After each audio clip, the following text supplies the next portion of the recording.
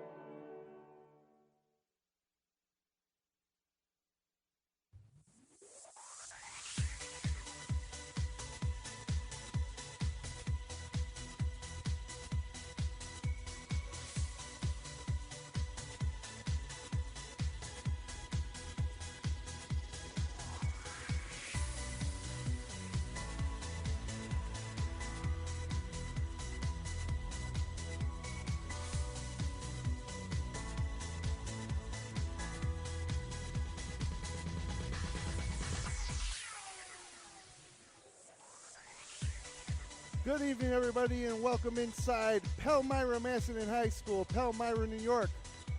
Host of tonight's Section 5 Class C1 semifinal matchup between the Clyde-Savannah Golden Eagles and the East Rochester Bombers. Glad to have you alongside for this matchup tonight. Jim Sinacropi here with Kevin Korzaneski and Zach Young, head coach of the Lions. Lions, fellas, how we doing? Good, Jim. Korzy? Hey, this is another beautiful night in the Finger Lakes. Another night in the gym for some postseason basketball. And, boy, this is probably one of the semifinal matchups that I've been anticipating the most. This should be an up-and-down game between two of the top teams in Wayne County. And, Zach, you played both these teams this year, and they both are quite a lot to handle. Very similar styles, up and down. I'd say Clyde relies a little bit more on the three-pointer than East Rochester, who goes to the basket a little bit more, but both very guard-oriented teams. A lot of trapping, and mix in full court pressure. Should be an exciting matchup. And, of course, East Rochester, these guys split during the regular season in Wayne County. They ER lost to Clyde at Clyde, and then the score of that game was 50-47. And then they beat Clyde, ER beat Clyde at home 69-64. And Korzy, we talk a lot all season about, the different leagues in the Wayne Finger Lakes, the East, the West, and Wayne, and who's the strongest. And it seems like every year we undervalue Wayne County at the beginning of the year. And then as the season goes on, a few of the top teams in Wayne County prove to be the class of the Wayne Finger Lakes. Is that what we're seeing tonight with these two teams? Well, I think you can look at it, but sometimes from the perspective, these guys are in Class C, where some of the Finger Lakes East teams are in B1, B2, and A's, and it's a lot harder to advance. And maybe Coach Young next to me will disagree. It's hard to win at any classification, but the higher you go up, the harder it is.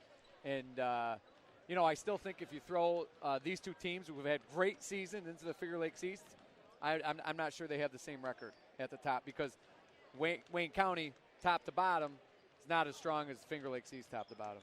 Well, I agree with you, top to bottom, no doubt. But those teams at the top, and I think, Zach, your Lions proved it last year. Not only did you advance to a sectional title, defeating a tough RCMCS team, and keep in mind that Minders also last year lost to ER in the semifinals. But then Zach goes on and beats a team out of Buffalo called Middle Early College.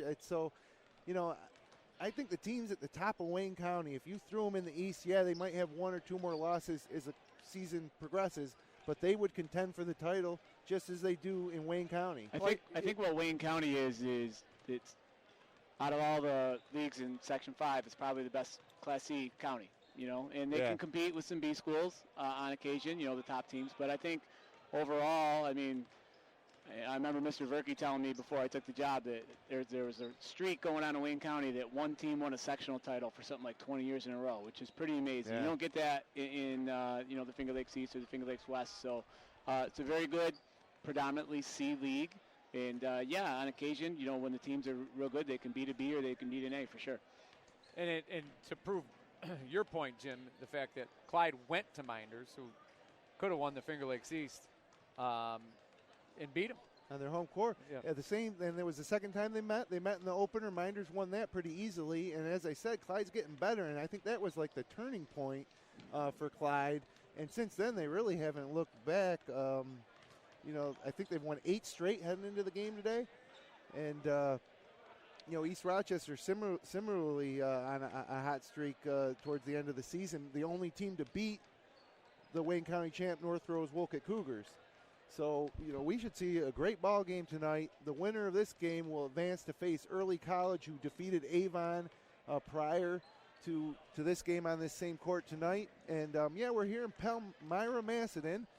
Great host. All the folks at Section 5 were great to us, helping us get set up. And, I think Clyde might have an advantage here because the lighting in here mimics the lighting in their home gym. It's a little dark, a little darker than you think.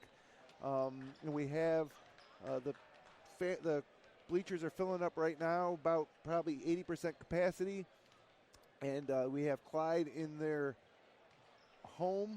their away, gold and uniforms with purple trim, and East Rochester, the number 1 seed, in their home whites with brown trim. Well, it certainly appears, lighting or not, that Clyde has traveled a little bit better to this game. There's definitely a predominant Clyde crowd, and I think that might play to their advantage a little bit if the game's tight at the end. Clyde brings the town. Yeah. Doesn't matter what sport it is. They are going to show up and support the town, and there's definitely, I would say, significant more Clyde fans here than East Rochester. So if you're listening at home, you should feel guilty. That's right. Because the Clyde brings the town and you didn't make it. Or you have a real good excuse not to be here. It was a nice night for a drive down Route 31, right through Lyons and Newark. It's a great location, Palmac, for the two. It's about it's not too far for either town. 15, 20-minute drive. It's great to see two teams that have played each other twice in the league contesting.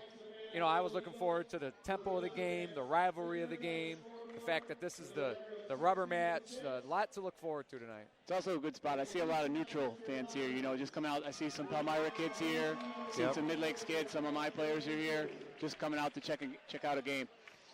Yeah, I'm looking at the top row of the bleachers behind the Clyde bench, and there's the entire Palmac varsity team, Sutbury, McLean, Holden Knorr, and they'll be playing Wednesday night against Livonia in Victor. The other half of that B1 bracket would be Newark and Hornell. That'll be a boys-girls doubleheader in Penn Yan, and we'll be there Wednesday night bringing that game to you. Tomorrow night, it'll be Minders versus Wellsville in Cal-Mum on FL1 Radio. We should also mention, too, we are recording this game, the video of this game, and we will post it tomorrow with the full commentary that you'll be enjoying tonight. Starting lineups for both teams coming out right now. For East Rochester, it'll be Tyree Jones, a 5'8" sophomore point guard. Kellen McDermott, 6'4" senior forward, one of the only senior of significance on that roster. Coach's son, Casey Michael, he's a junior, 6 foot, 150 pounds. And then the two big guys in the backcourt for the Bombers, Chavez Gaines and Keith Butler, both juniors who've combined to average somewhere in the neighborhood about 35 points a game for the Bombers this year. And for Clyde, it will be Derek Chance, the sensational sophomore point guard. Jared Faniel, the really all-everything senior shooting guard. Nate Paddock and Jarrett Murray. And who's that last starter? Is it Canale? Trey Canale? As we get ready now for the national anthem.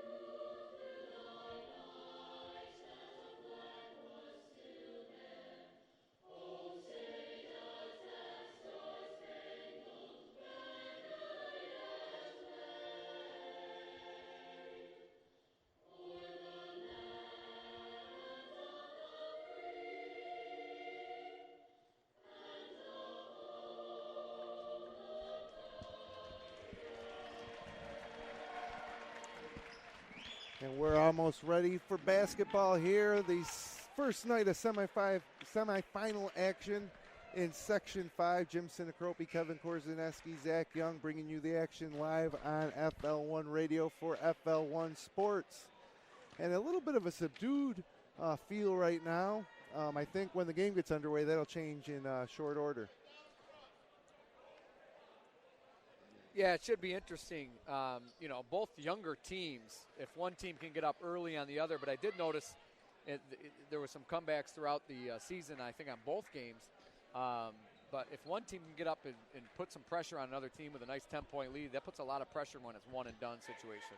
Clyde definitely at least 4 times this year has been down double digits. One time to us, because I remember very good. And that's what happens when you're a shooting team. Have come back and pulled it off. So, but very young teams, like you said. Clyde coached, of course, by Tim Jackson. East Rochester by Coach Mark Michael. And both teams are on the court at the center stripe. It'll be Kellen McDermott jumping against Jarrett Murray, and Murray wins the tip, gets it up to Canale, who throws it over the head of Jared Faneuil, and it'll be East Rochester basketball. Moving from our left to right, and both teams brought cheerleaders, which is nice. Yeah, it always improves the atmosphere. Never liked them too much when I coached, but as a fan and I come to watch the game, they do make a nice difference. Full court pressure by Clyde. ER inbounds it. Michael gets it. Clyde will kind of mix up their presses. It looks like they're just in a little bit of a token press now. They like to trap in the full court and the half court, and they'll vary their looks throughout the game. So the ball in the hands of Tyree Jones. They didn't transition very well to whatever they were in. It looks like a box press now to man, but or a matchup zone because the 2 was wide open underneath the basket for about 3 seconds.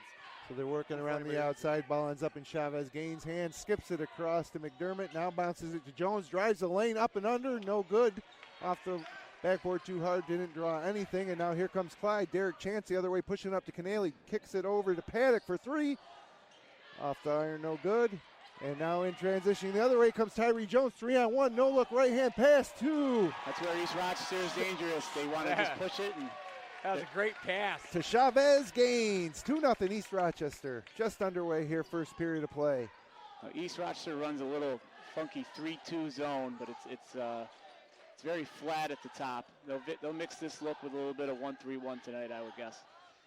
Bounce pass inside to Jarrett Murray. He tries a right-handed runner, and he's fouled. Oh, if they're going to flatten out that 3-2 or 1-2-2 zone, they better take away the high post a little better. Great entry pass in the high post for an easy look for Jarrett Murray. And that foul on Kellen McDermott, his first. And now Jarrett Murray will go to the line for 2 shots. And he gets the Golden Eagles on the board. By Cannon the first. So it's Chance, Murray, Faneuil. Murray makes the second. Nate Paddock and Canale. Tie ball game, early first quarter. As Gaines takes it right down the middle of the lane, and now he's fouled. Neither team wasting any time getting it across midcourt. Not going to need a lot of shot clock violations in this game. No, you can tell it's going to be a fun pace. I know that a lot of these kids are returning for East Rochester. Maybe we can talk to the coach about ordering the kids some shorter shorts because they don't seem to like the long style of basketball shorts that the traditional kids wear. These guys got their shorts hiked up. It's kind of funny to see. I don't think I've ever seen it in my life. There's 3 of them out there like that. Well, you want to be a trendsetter, right? Yeah, I guess so. And Gaines misses both free throws. Battle around for the rebound. It's controlled by Faneuil, who got it to Canale, who threw it away. That was very unlike Jared Faneuil down there. I think he might have only didn't realize there was another foul shot because he just stood there on the rebound. He fought hard and got it back. I think Clyde already with 3 turnovers. You know, that's what East Rochester wants to do, turn you over. And you can see they've extended into a little 1-2-2 here. And that last Clyde foul was on Jared Faneuil as Clyde breaks the press again. Gets it down to the corner to Paddock. Right-handed baseline runner off the rim, no good. Pulled down by Michael. And now they quickly get it ahead to Keith Butler, or to Tyree Jones, who controls it. A little crossover in front of Paddock. But it was knocked away by Murray. Now Faneuil out ahead of the pack. Lays it over the front of the rim and good. Clyde leads 4-2. 5:56 left to go, first quarter of play. Long skip pass over to Michael. And they get it out top to Butler, or Chavez Gaines, who controls out front, guarded by Canale, working off a couple of picks. Kicks it to the corner. Tyree Jones for three. Air ball. Rebounded by Jarrett Murray. Now Murray kicks it up to Faniel. Gets it across the timeline to Chance. Back to Faniel. Right-handed scoop is good, and the foul. A little quick give and go from Chance to Faniel, who with the right hand took the contact from Keith Butler and laid it in off the glass. So Clyde now up 6-2. Faniel with a free throw to make it a 5-point lead. And he barely draws iron on that, and it's pulled down by Butler, who goes behind the back at midcourt. Dipsy-do tries a layup too hard off the glass, rebounded by Tyree Jones, who now drives baseline, tries to kick it out to McMichael, but it's stolen by Faniel, who's in transition again the other way. And he lost it out of bounds. It'll go back to East Rochester. So. Tyree Jones is flashy with the ball, Coach, but it seems to me a little bit too flashy at times. You know, he made some nice passes early, but now he's kind of trying to make that extra, put a little mustard on it. I don't think Coach was happy with that last three he took. He's more of a get to the basket and set some of the other guys up. Maybe caught up in the moment a little bit. So Clyde called off the full court pressure. As you say that, another turnover by Jones. Jones got into a little trouble, shuffled his feet when double teamed there by Canale and Chance, and so now he's only a sophomore. This is kind of a big atmosphere for him. Probably hasn't played in too many games like this. ER, a relatively young team. They'll be one of the top teams in the Wayne Finger Lakes coming back next year as Clyde gets the interior pass to Canale, but it's swatted away by Colin McDermott and out of bounds. It'll stay with the Golden Eagles. So 4:43 left to go, first period of play, 6-2. Clyde leads. Canale looks to inbounds.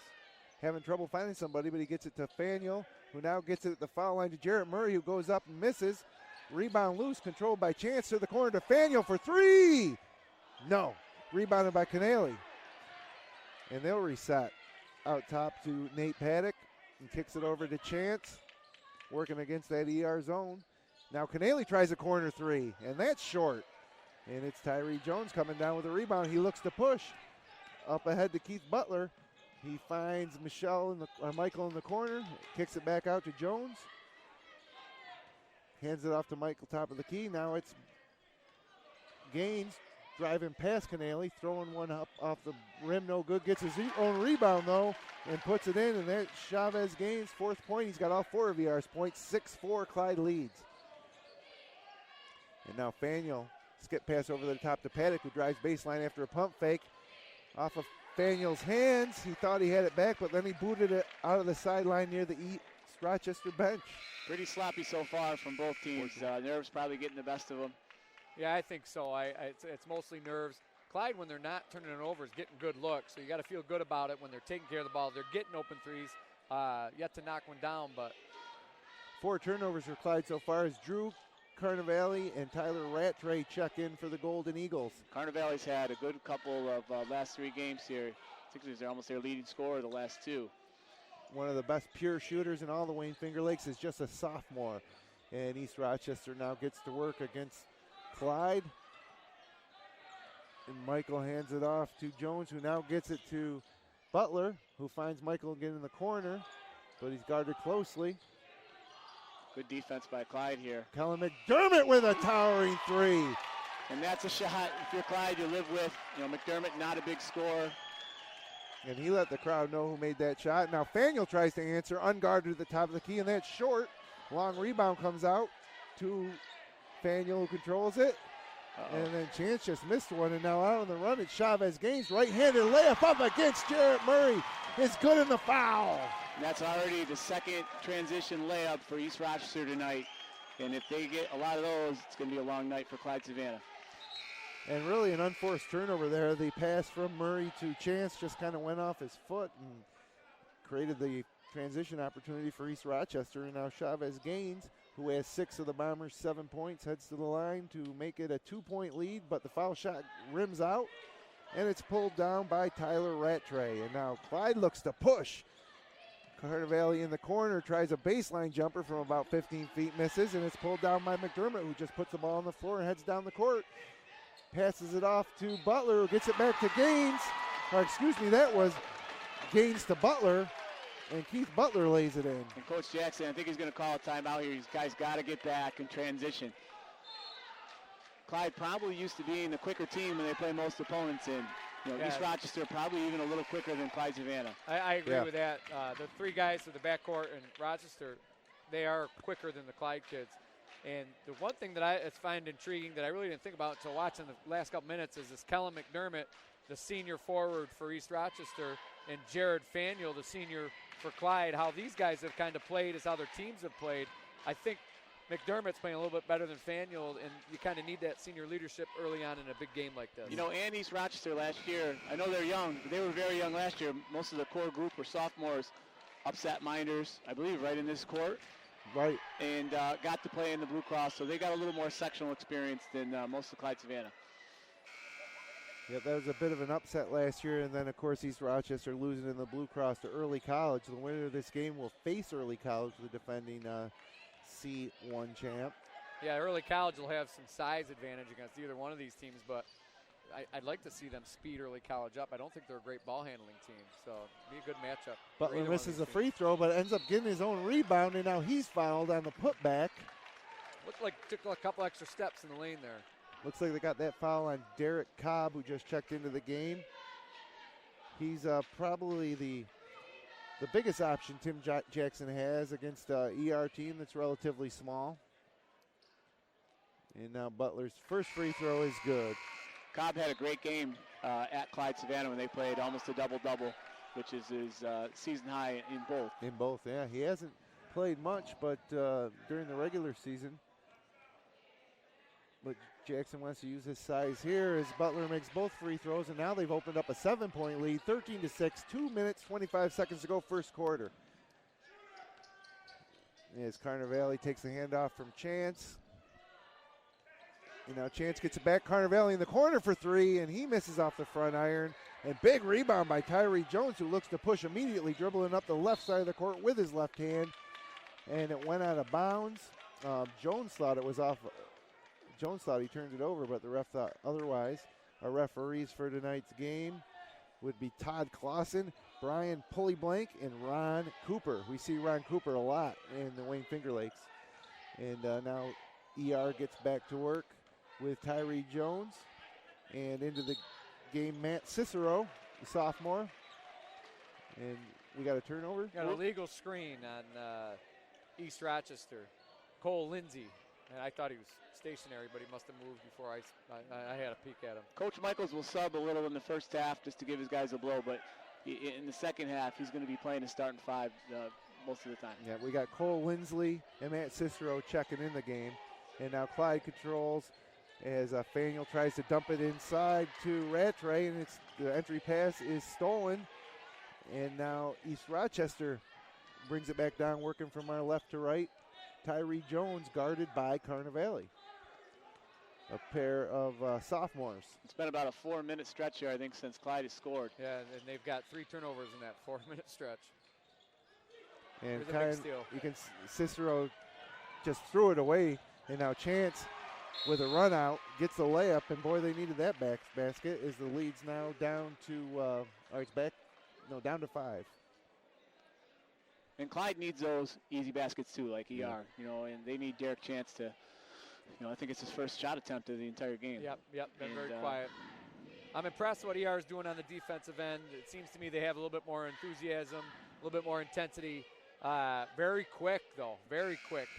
And that's the difference in this game right now. I mean, if you've never seen Keith Butler play, he is a phenomenal athlete. I mean, the quickest kid I've seen in the Finger Lakes and Wayne County, I would say combined. He's a very, very good athlete. He's disruptive. He's all over the place down there. Just made a great defensive slide here. Worked his feet around to get the steal and the breakaway going the other way. But, yeah, Butler, Gaines, and Tyree Jones combined are just phenomenally quick. Clyde a little more of a full court press here, maybe looking to trap, but just still kind of dropping back once that initial press. And ER clears it, and they'll get to work. Jones, Gaines, Jones, Butler, Michael, Cicero, and Lindsley. As Jones now hands it off to Cicero, who drives against Canale, and he traveled. Clyde will take that all night. Yeah. He'll take that all night. I mean, he's coming right out. You can see Coach Michael's not happy. Yeah, he forced that one. There wasn't there, and Chavez Gaines coming back. earned himself some time in the pine. And you mentioned Butler. He's off to a great postseason in the last 2 games. The first game against Letchworth, he had 23 points. And in the quarterfinals, he had 20 against World of Inquiry, a game ER won by just 4. And Faniel has it in the corner. Almost another steal for Yeah, Butler. same exact spot. So, yeah, they're active defensively, very active. 34 seconds to go, first period here from Palmyra-Macedon High School. 13-8 your score. Bombers over the Golden Eagles. And Carnevale set to inbound underneath his own basket.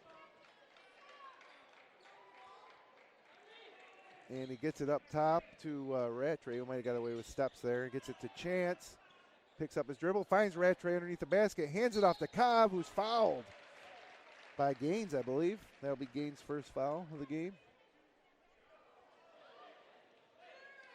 Now, I noticed with this ER zone, it's different than a regular 3-2s. They almost dare you to shoot that 3 right at the top. Yeah, it's there. They called that foul on. Oh, now they changed it. Well, it was McDermott, yeah, actually. That's his second. That's a big pickup. First free throw by Cobb, no good. You'd like to get Carnevale up to the top of the key. Yeah, potentially, but then I think they'll come trap them, and they really try to take that wing pass away. And if you get that wing pass, you're initiating your offense really far away from the 3-point line. So it's a different look. Second free throw, no good. Another rebound by Tyree Jones. See if ER holds for 1 here. The shot clock's off. 20 seconds to go, first quarter. ER with the ball and a 5-point lead. You can tell some nerves from both teams early here. Down to 8. Jones still with the ball, about 30 feet from the basket. Now he drives, gets it to the corner for 3. No good, and the clock runs out on the first period of play here in Palmyra. Your score after 1 quarter, East Rochester 13, Clyde-Savannah 8. We'll be right back with second quarter action from Palmyra on FingerLakes1.com. Big enough to have degree programs that will take me where I want to go. And small enough that I don't have to travel alone. Big enough that I can take classes from anywhere. And small enough to get the support I need to succeed. Big enough that there's always something going on. And small enough that I'm never just a face in the crowd. Finger Lakes Community College.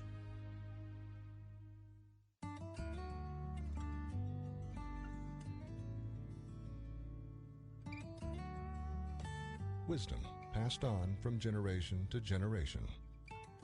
Welcome to Generations Bank.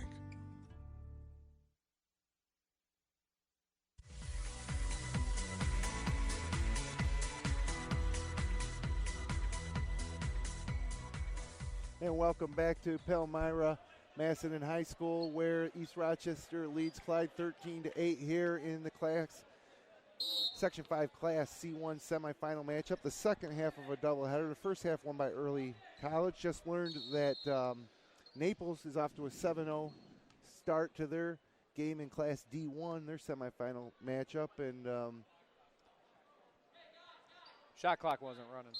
Okay, they correct that now, and they're underway here. So I think Coach Harris from Palmyra might be running over there. Maybe he's thinking about Wednesday night.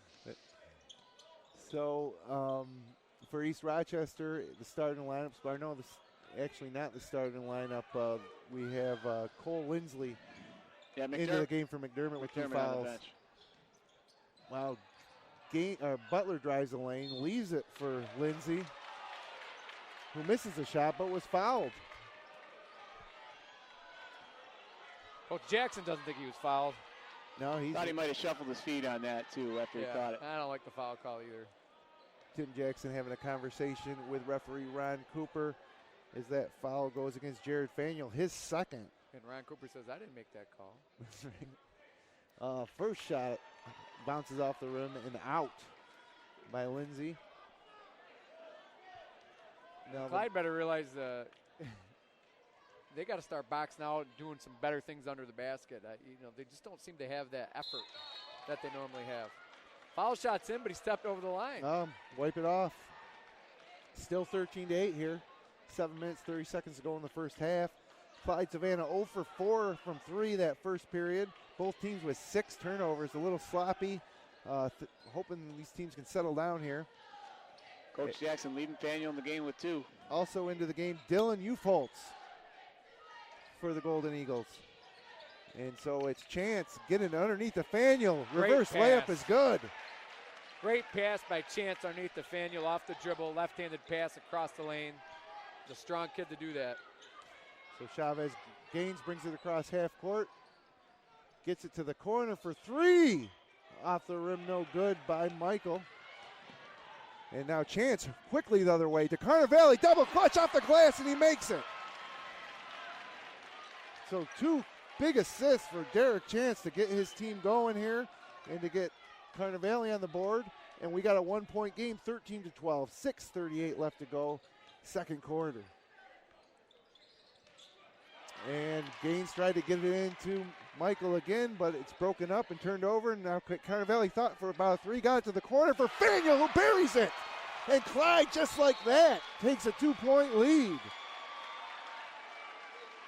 Yeah, Wow. They come at you in spurts, and that's like we talked about at the top of the show. They sometimes get down early, but when they can start banging that 3, watch out, because they can get hot quick. And Carnivale thought about the 3, drew the attention, kicked it to the corner. Stefania, who connected for the Golden Eagles' first trifecta of the game. And in less than just about a minute's time, they erase a 5-point deficit to take a 2-point lead, 15-13 here, 6:21 to go. Be interesting to see how both coaches manage their seniors with 2 fouls. Yep. And Faniel stayed in, like you said. Coach Jackson kept him in. He must trust him. And buries a big 3 here, and he's got the last 5 points. East Rochester now playing a little bit sloppier. Yeah. And now Clyde looks like a more fundamentally sound team. I think Clyde is maybe, they've kind of backed off their pressure and maybe wants to make it a little more of a half-court game.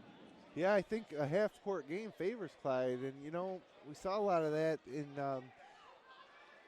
East Rochester's loss at North Rose Wolcott earlier this year. ER really struggled against the half-court defense of North Rose Wolcott. And well, they're small and they're fast. So if I was coaching a small and fast team, I want to get up and down.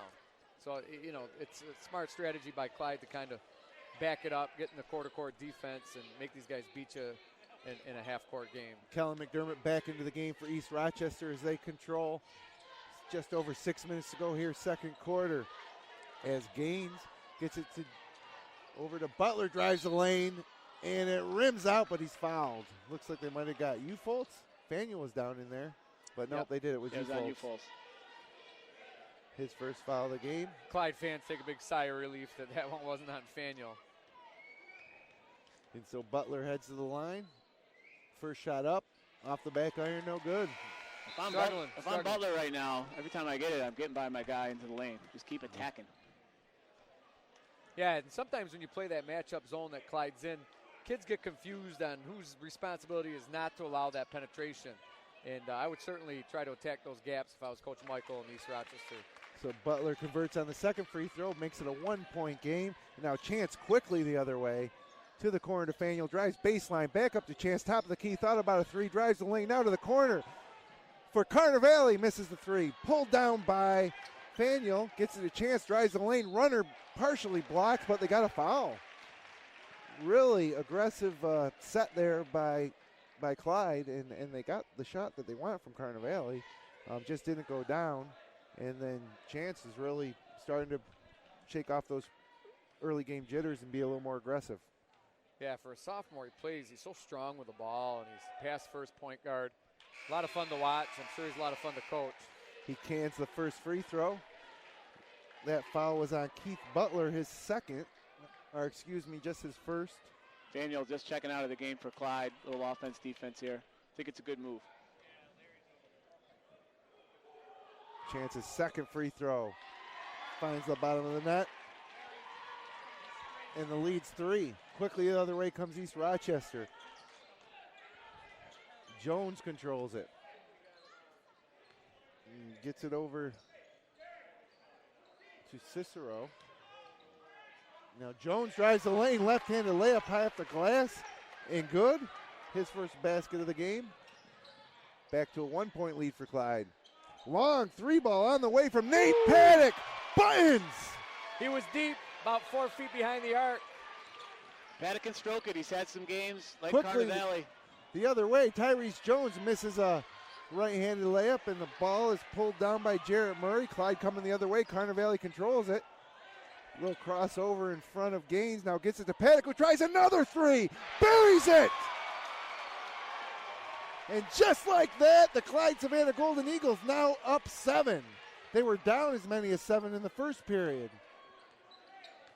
It seems to me if I was East Rochester, I'd strictly play these guys man-to-man with their quickness around and not give them any open looks. Jones drives the lane, misses. Rebounded by Butler, misses. Gets his own rebound and puts it back in.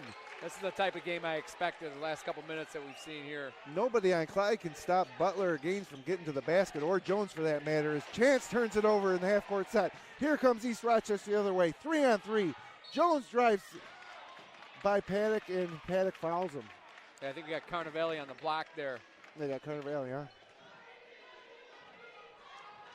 Yep. You know, I know you said East Rochester play man-to-man. I've watched them play a lot over the last 7 years. I think they played about 4 possessions of man. They're all matchup zone. That's kind of their thing. Yeah, okay.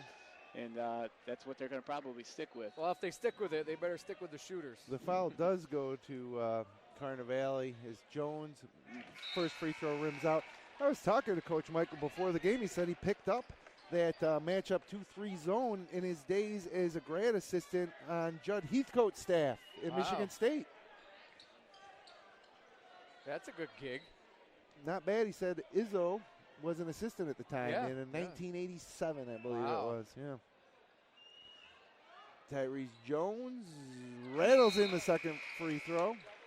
He's got 3, and it's a 4-point ball game now. 4 minutes, 12 seconds to go until half. Glad you could be with us on FingerLakes1.com. For Clyde, it's Chance, Canale, Faniel, Paddock, and Murray. As Canale throws it out top to Faniel, who now works against Gaines. Passes it over to Murray. Paddock double teamed near the half-court stripe, and they got a blocking call. And it looks like Gaines. Coach Michael's not happy about that call. I thought it was the right call. I don't know Yeah, about I do too. He was kind of initiating the contact, and Paddock had a path. He stepped in his way, and you know, if he had just, I think, held his ground and not fallen, it would have just been a no call. It was right in front of us here at midcourt. And Coach Michael still having a little sidebar conversation with Todd Clausen, who also a writer for the Rochester DNC. You might recognize that byline tonight. He's a referee. A 3-man crew here for the postseason as Clyde inbounds it. Chance gets it over to Paddock. Paddock tries another 3, and he's on fire, ladies and gentlemen. Nate Paddock is on fire. The one I liked about that was off the dribble with the defender on him. 26-19. Yeah. And we got another whistle. Faniel just picked up the dumbest third foul in the first half I've ever seen. I'm not sure why he was out so far away from the basket, but he clearly banged into him, and he's got to recognize that's his third foul. He's done for the half, and now he's got to go in the second half with just 2 to give. And they go big, bringing Cobb back in for Faniel, who takes a seat with 3 minutes, 35 seconds to go in the first half. His third foul picked up about 25 feet from the basket. I'd like to say 35 feet on that one. It could have been 35. It was out pretty far, you know. It's just a silly foul. And Coach's son, Casey Michael, hits the first front end of the one-on-one. The good news is Paddock, who's on fire, doesn't have foul trouble, and they still have a 6-point lead. Make it 5. Michael buries them both. So here comes Chance, Cobb, Paddock, Canale, And Murray. ER is in a box and one. And Canale gets it back out top to Paddock, who drives with the left hand, finds Cobb underneath, but blocked from behind by Keith Butler. And they call the foul. So that's Butler's second foul. And now Cobb will go to the free throw line. A lot of fouls so far. 8 for Clyde, 7 for East Rochester. Cobb heads to the line for the second time today. And he misses. He'll get another one. 26-21. 3:23 to go, second quarter. Jim Sinacropi, Kevin Korzaneski, Zach Young, courtside at Palmyra-Macedon. Second free throw is good. Cobb's first point of the game. And Gaines now kicks it over to Matt Cicero, who's back in the game. And over to Butler. Foul line extended back to Gaines. Drives the lane, gets it to the corner to Michael. Michael's got to take that shot. I was thinking the same thing. That's his game. Yeah. Penetrate and kick. He's the shooter on the team. I know he's missed 2 from that spot, but he's got to shoot that ball. Well, he sits in that corner and he shoots it. It was great penetration and kick to him, and then he put it on the ground and kind of fumbled it. He got it back, but he got pulled the trigger. Gaines from the top of the key, off the rim, no good. Rebounded by Jarrett Murray. Hands it off to Canale. Brings it across court. Headband and all. Drives straight to the hole. Right-handed layup. Rolls around the rim and good. For the first points of the game for Trey Canale. And now back quickly the other way is East Rochester. They missed the shot. Now Canale's bringing it up again. A little Matador defensive half court by the Bombers. Chance drives baseline, finds Paddock open for 3. Short, no good. Pulled down by Kellen McDermott. Here comes Butler again the other way. Now there's Michael from the right side, and he buries a 3. He needed that one. He's got a nice looking shot. He's 1 for 3, but I wouldn't leave him open. 5-point game, quickly the other way. Chance to Cobb, back to Murray, back to Chance, and now Michael picks up a foul. That's his second. Who do you think ER was in there? I think they might have been in man that possession. It's tough to tell. Yeah, it is, and it's hard to tell too because the guards are so active and all over the place. Sometimes it's hard to get a quick pickup on it. So Casey Michael with 2 fouls, Kellen McDermott with 2 fouls, Keith Butler with 2 fouls, and for Clyde, Jared Faniel with 3 on the bench still. As Tyler Rattray checks into the game, and Derek Chance, the sophomore point guard, misses the front end of the 1-and-1. Rebound pulled down by McDermott. Well, if it's a team that can afford to get into foul trouble, it's Clyde, right? Michael for 3 from the other side, finds nothing but net. And just like that, the Bombers back to within 2. That's on Michael. Yeah, Third. they called it on Cobb. Well, he just pointed at Cobb as a shooter. But it is on Cobb.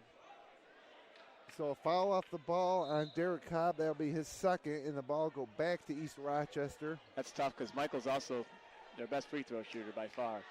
And he's heading back to the line now. That was the 19th foul for the Golden Eagles.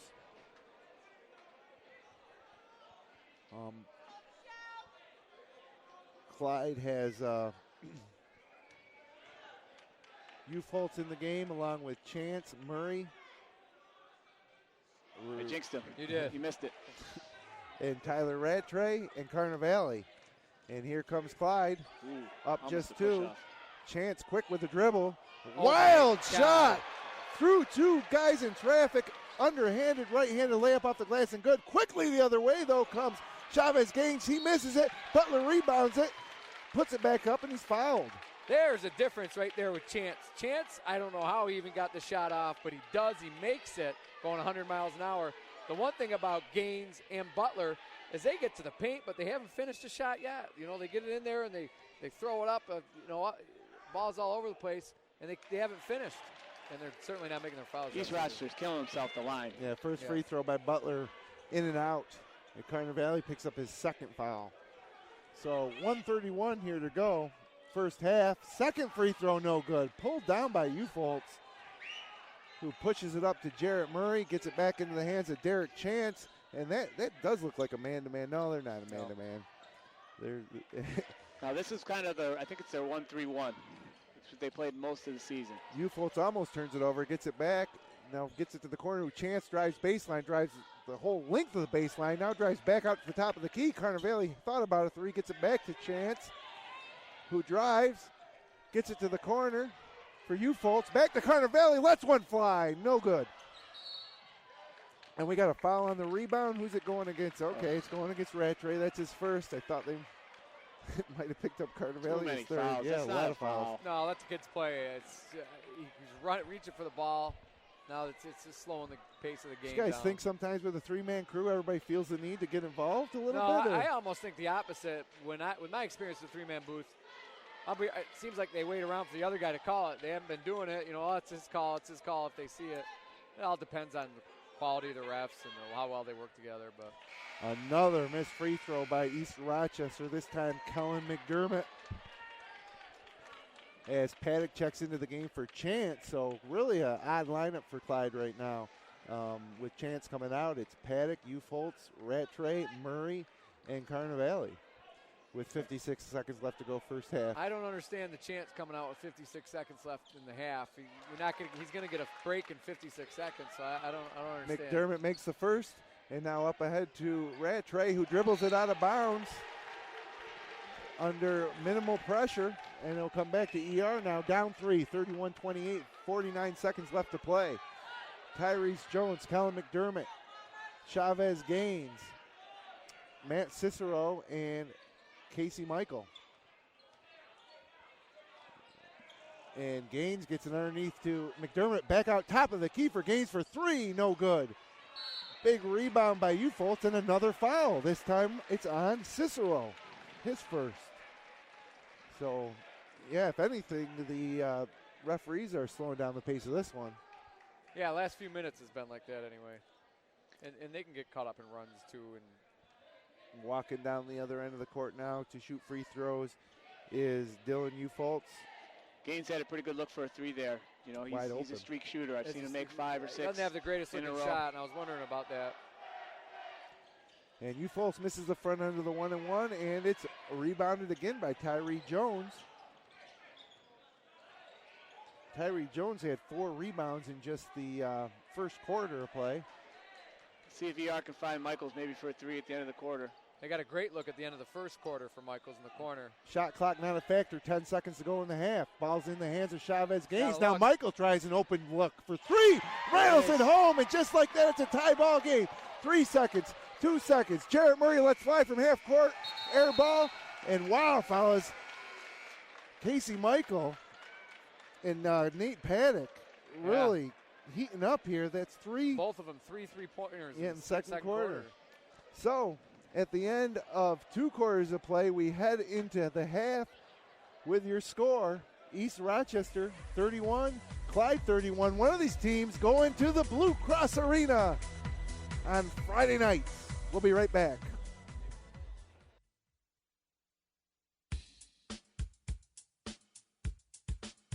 Tonight's live broadcast of Section 5 High School basketball is brought to you by Generations Bank. Federal loans not enough to cover your college education? Learn about the private student loans available through Generations Bank at mygenbank.com. By Finger Lakes Community College. Thinking about life after high school?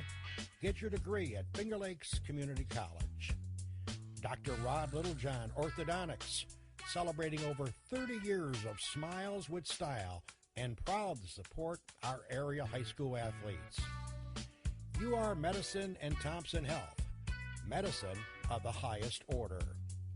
Dobbins Pharmacy, serving their customers in downtown Lyons for over 50 years and 3 generations.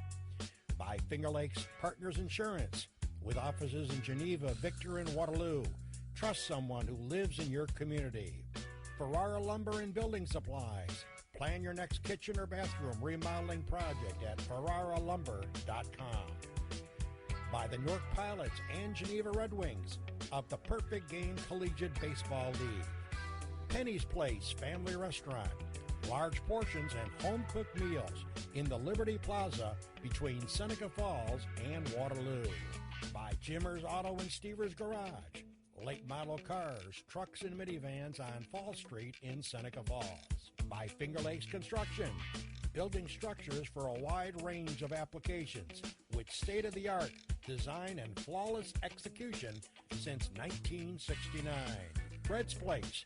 Great lunches served daily in downtown Seneca Falls and $1 tacos every Monday night. And FingerLakes1.com digital marketing. Building, maintaining, and hosting great websites for local businesses since 1999.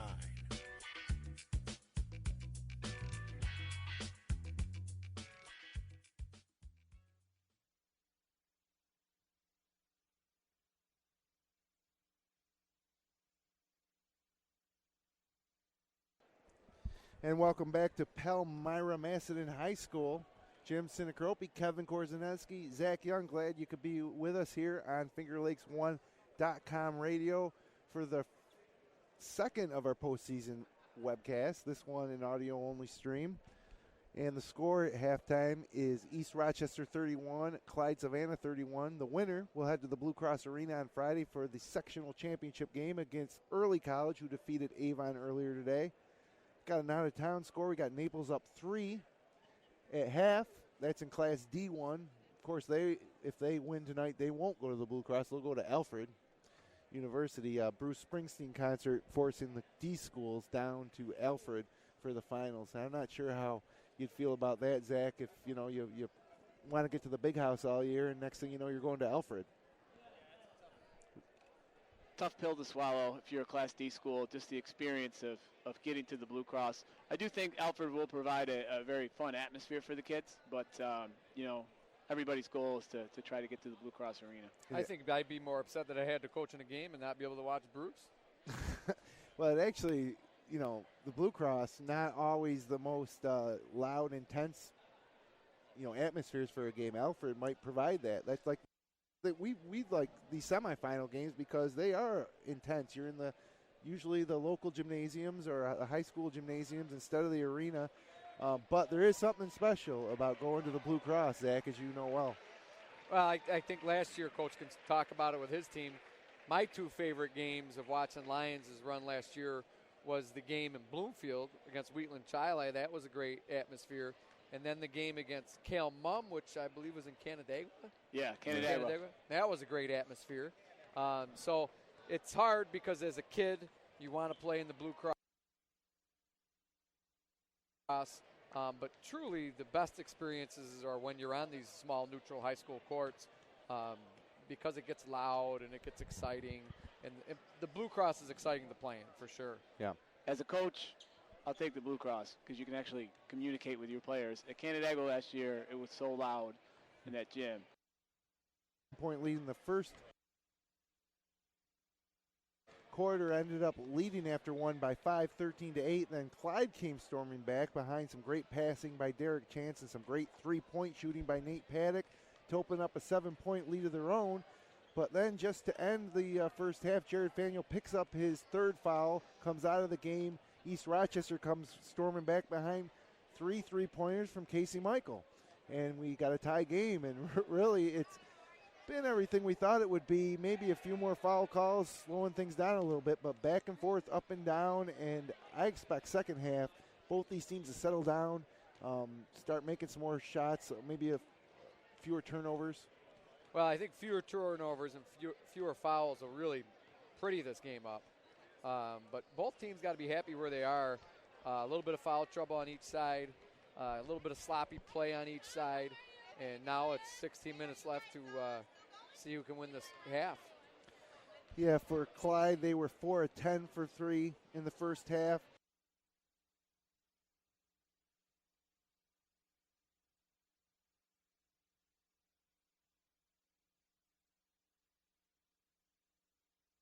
East Rochester was 4 of 9 for Clyde. Nate Paddock, leading scorer with 9 first-half points, all on three-pointers. Jared Faniel with 5 before he stepped out with his third foul. Derek Chance, 4 points. Drew Carnavale, 2. And Trey Canale, 2. Derek Cobb, 1 point on a free throw. And for East Rochester, Casey Michael with 11 first half points, 3 3-pointers and 2 free throws. Tyree Jones, 3 points. Actually, I got that wrong. Jared Faneuil has 7 points for Clyde. I'm sorry. 6 points for Derek Chance. And Jarrett Murray also has 2 points. Okay, now back to ER. Kellen McDermott with 4 points, including 1 3-pointer. Chavez Gaines with 6 points, all in the quarter. And Keith Butler, the team's leading scorer, with 7 points. And that rounds out the first half scoring. We got about 3 minutes to go here on the halftime clock. And, Zach, if you're coaching the Golden Eagles, you know Coach Tim Jackson well. What do you think? Is there anything you can't do? Actually, we got somebody stopping over to say hello to Greg Coach. McNall, the Finger Lakes Times sports reporter.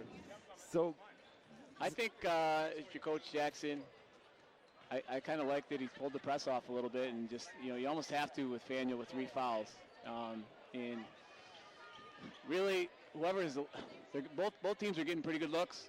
And, Carnivale's missed a couple. I think you give him those shots in the second half, he's going to make them. Gaines has missed a couple. And if I'm ER, I just keep going to the hole. I can't see him missing that many free throws again in the second half. I would hope not. But pretty 2 even teams, if it really comes down to it. I think if all things stay the same and there aren't a lot of adjustments made, I give the advantage to Clyde in the half-court set. They seemed a little bit more poised. Michael hit some big threes in the second quarter. And if Clyde can just make an adjustment to be on him, I'd let Gaines shoot all day. I doesn't seem to be a great shooter. If he's streaky, maybe he's off. They can hurt you with penetration, so you got to give up something. So we'll see what the type of adjustments that are made. And if no adjustments are made and both coaches are kind of happy where they are, I like Clyde. But that's with ER's big guy, McDermott, was sat out most of the second quarter. Well, you can see how important Faneuil is to Clyde. He comes out of the game with 3 fouls. The ER goes on a 7-0 run to tie things up. And it was just a silly foul, so far away from the basket. But without Faneuil, Chance played great, but I think he needs Faneuil in there to kind of balance him out a little bit. Well, sure, he's one of the better players, but I was still miffed by, with 1 minute left, 56 seconds left, they had a 5-point lead, and he took Chance out of the game. And I'm not saying that's why they tied the game up, but, geez, I'd certainly like to have him in for that last minute of a half. They did he wasn't turn in it foul over. trouble. They turned it over, and it led to a basket. Besides, and I don't think they had many turnovers in the second quarter that led to run-outs and open looks. And Chance was really controlling the pace of play for about a 5-6 minute stretch. So I just saw one of your players, Devin Franklin, walk by our broadcast booth. It's nice to see. Justice is being served tonight. It's nice to see. That's Justin. That's his brother. Tootie. That's Justin Smith. Do you encourage your kids to come out and watch these games after you lose? I encourage them to win to get here. Yeah, that's better. Since they lost, he hasn't talked to them. No, it's good for him to see, for sure. Yeah, anytime you come out and watch a game, and both these guys, they're going to play against all these kids next year, with the exception of 1 or 2 kids on each side. So we're about ready to get underway here. Third quarter, Canale, Chance, Murray, Paddock, and Faneuil for Clyde, who starts with the ball moving from our left to right now. And for East Rochester, it's Jones, Gaines, McDermott, Butler, and Michael. And now Murray tries a 3 right off the bat. No good. Ball on the ground in the paint. Canale comes up with it, kicks it out to Paddock. Great hustle by Canale on that play. And now Chance drives, finds Paddock by the 3-point arc, tries a runner after a pump fake, misses it. Rebounded by Faneuil. He misses it, but then puts it back. And Clyde's back on top, 33-31. Here we go the other way. Butler drives the lane, leaves it for McDermott. Right-handed hook shot, no good. And out of bounds off the hands of Butler. It'll be back to Clyde. Todd Clausen might be trying to overrule this call, the other official on this. It seemed to me it was a clear call, but he did. He overturned the younger official. So it'll stay with East Rochester. And it'll be Jones inbounding underneath his own basket to our left. And now they're talking about what the shot clock should be at. It should be about 33, 34. They're going to leave it at 35. But like you said earlier, Coach, it ain't going to matter. They're going to get a shot up shortly here. They get it in. They did get it in to Michael, who now gets it up top to Chavez Gaines. Drives through the lane and lets one go with the right hand. No good. Up in the air is Tyree Jones for the rebound, but they got him over the back of Nate Paddock. And when I say over the back, he literally went over his back. Yeah, almost right over it. But, yeah, good call on the over back. And the two players slap hands right in front of us. Just some good hard play there. And now Chance and Canale work against some token pressure from ER. And Murray gets it to Canale, who drives and tries the right-handed runner short, no good. Pulled down by McDermott. Gets it slapped away by Faneuil, but picked up by Butler. Number 4. Butler drives. Right-handed layup is good. Right down Broadway. And it's a tie game again. And now Chance finds Murray at the right elbow. Bothered by Jones. Paddock tries a three and buries it. He's missed one shot. He's 4 out of 5. And he hit the rim on the only miss. All other makes has been nothing but net. And he is pointing to the crowd as he gets back. And so Clyde now up 36-33 with just over 6 minutes to go in the third period of play. And Tyrese Jones drives the lane, but he took one too many steps. Referee Todd Clausen calls the travel. Jones has really struggled for East Rochester tonight. He didn't play quite a bit in the second quarter, which is uncharacteristic if you watch ER play this year. He had pretty active in the first period with 4 rebounds and a couple of assists. And now Paddock tries to drive the baseline against some bigger players and throws it off the backboard and pulled down by East Rochester. And Jones, a little bit out of control, runs into Paddock, and they call a block. That one could have gone either way, I suppose. Yeah, it was tough to see without replays whether he's moving his feet or not, so we're going to have to wait 24 hours to check that one out. And that foul is on Paddock. I believe that's his first.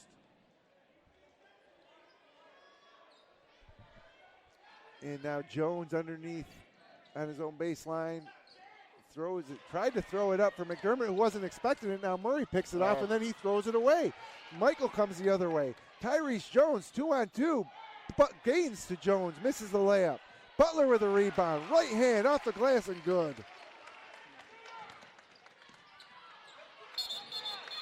And now they got a jump ball. Right Canale tied up. Looks like Clyde is trying to run with East Rochester, and I think that plays in ER's hands right here. I know they run most of the time, but maybe not tonight.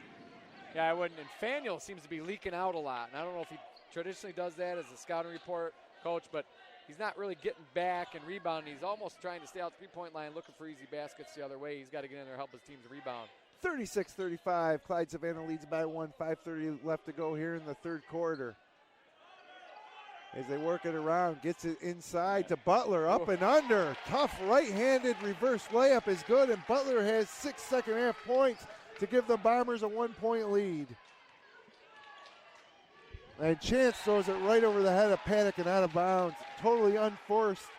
And I imagine Coach Jackson might want a timeout here. Yeah, he's calling the timeout. So, 5:12 to go here in the third period of play, 37-36. Want to thank our fine season sponsors here on Finger Lakes One, Generations Bank, Finger Lakes Community College, and Dr. Rod Littlejohn, 30 years of Smiles with Style. Of course, we couldn't do what we do without them. And a little bonus action for our sponsors here in the postseason here on FL1 Radio. So Clyde will come back out of the timeout. Well, it's kind of been the story with the same lineup. With the story of the night. You know, one team gets on a little run, the other team goes on a run. It's been fun to watch, but let's see if Clyde can weather this storm by the Bombers. Really about 3 unforced turnovers here to start the second half for Clyde. And East Rochester also comes back with the starters. Jones gets it over to Gaines, corner to Michael, back to Gaines, back to Jones. Jones swings it around to Butler. Now in the other corner is Gaines, tries a three, too hard, air ball. Rebound by Jones, ripped away by Faneuil. And East Rochester's getting to the They don't know where they're going to do so with it. easy. Butler just took a step-back three-point shot. If I was Coach Michael, I'd be going crazy. Take the ball to the basket where you've been getting the success. And Clyde takes control after the officials confer on who should have possession. He had what the kids call a heat check. Yeah. You know, he just had 6 points in a row, but they were all inside the paint. And Derek Chance picks up his dribble, tries to throw between two East Rochester defenders, stolen up ahead to Kellen McDermott, and knocked away by Canale. Good hustle play by Canale there. Kellen McDermott's done a lot of good things tonight, but the one thing I don't think he should do is dribble too much. That's not his game. No, and he got kind of caught up. I thought he traveled when he first caught it. Should have got rid of it to a guard right away, but they're still with the ball. Carnevale checks into the game for Paddock for Clyde-Savannah. They throw it away on the inbounds. Faneuil coming the other way, gets it up to Carnevale, back to Faneuil, drives the lane, and just dribbled off his leg. No, they said that it was off an ER player, so it'll be Clyde inbounding from underneath their own basket with 29 to shoot. And it looked like Faneuil had a clear lane there to take that to the basket and just kind of lost it along the way. I think he lost it. It might have even traveled, but. And there goes Tyree Jones checking out again for Matt Cicero, checking into the game. A sophomore for a sophomore. Long inbound pass up top to Faneuil. And there's Carnevale in the corner, and he can't get it going tonight, but big rebound by Murray. And he's fouled on the putback.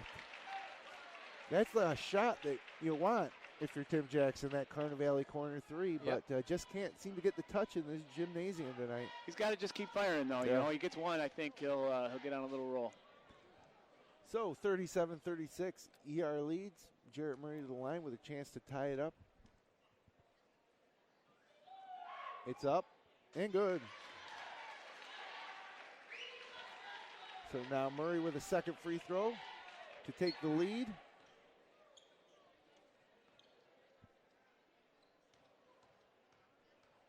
Dribbles, spins, looks, and fires. And it's short. And the rebound tapped to Butler. Takes it up the right side of the court. Goes right at Carnevale and hangs in the air and finishes at the rim. Impressive second half by Keith Butler. Clyde coming back the other way. Carnevale takes it to the rim. He's blocked by Cicero, but he's fouled. I think that foul might be on McDermott. Yeah, I think that McDermott third. They got him on the block.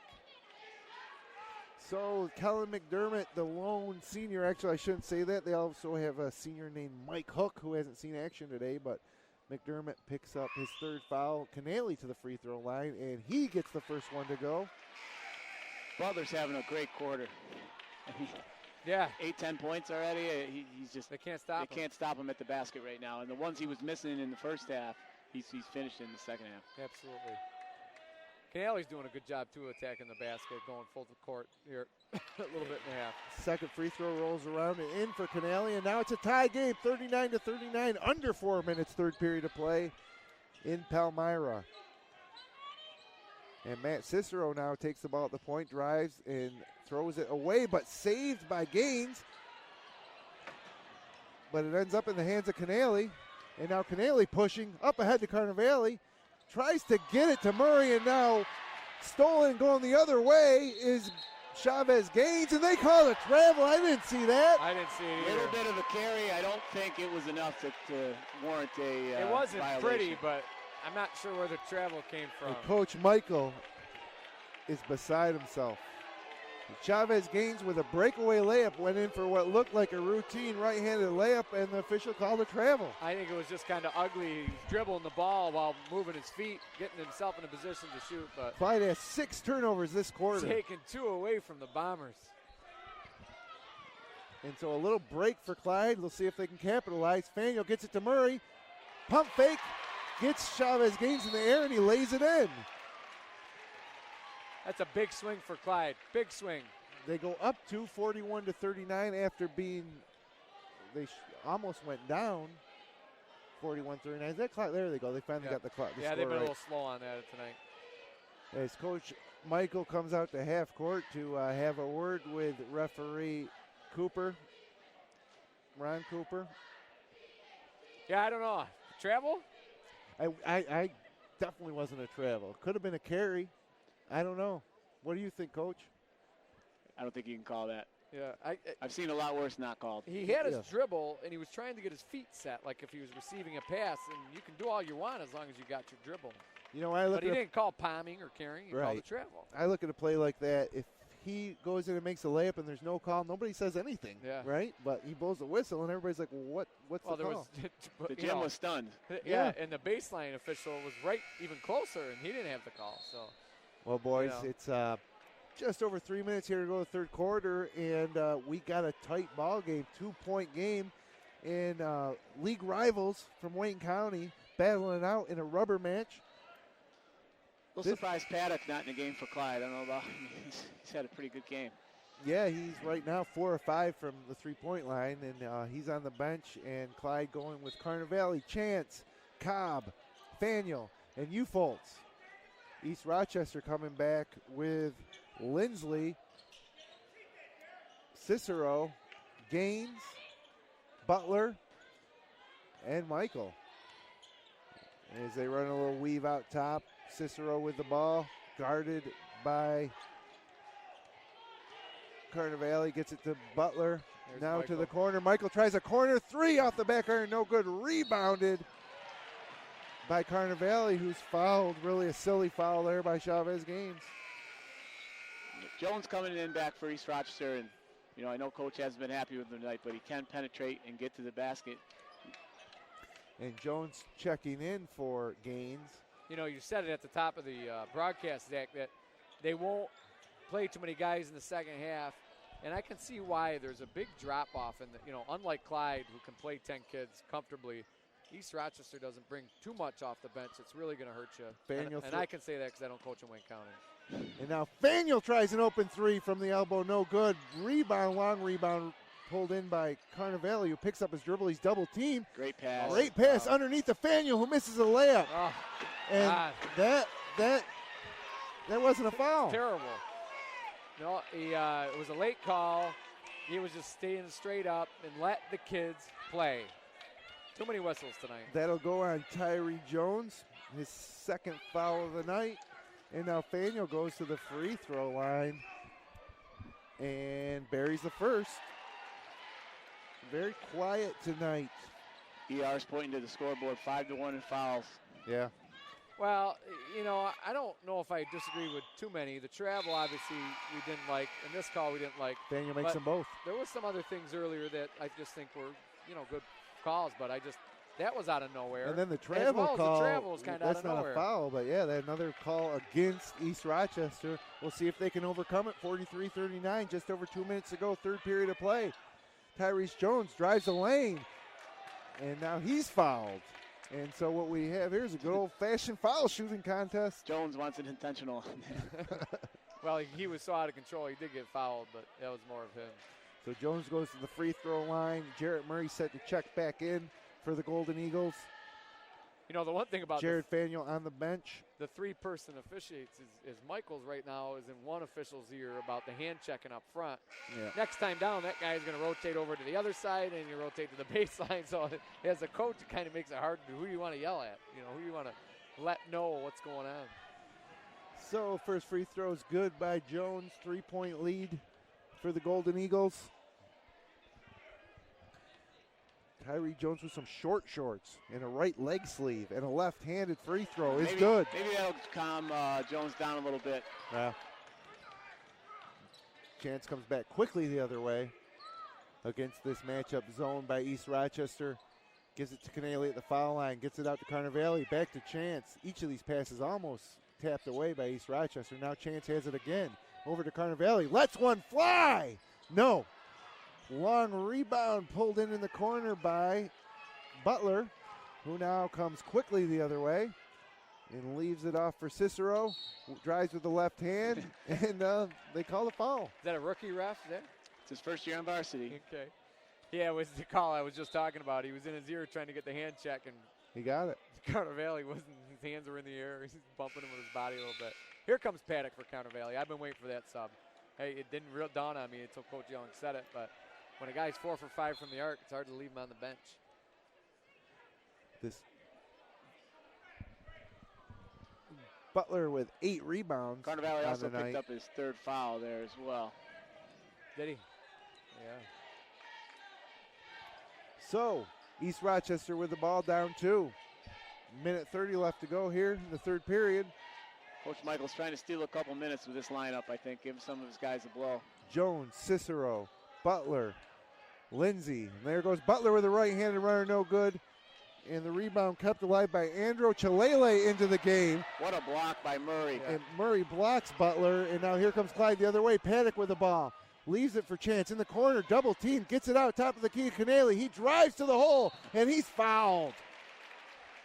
Nice take by Canale. He could have pulled up for the open three, instead took it to the hole, and we'll see who they tag with this foul. That's Tyree Jones. So that's Jones's third foul.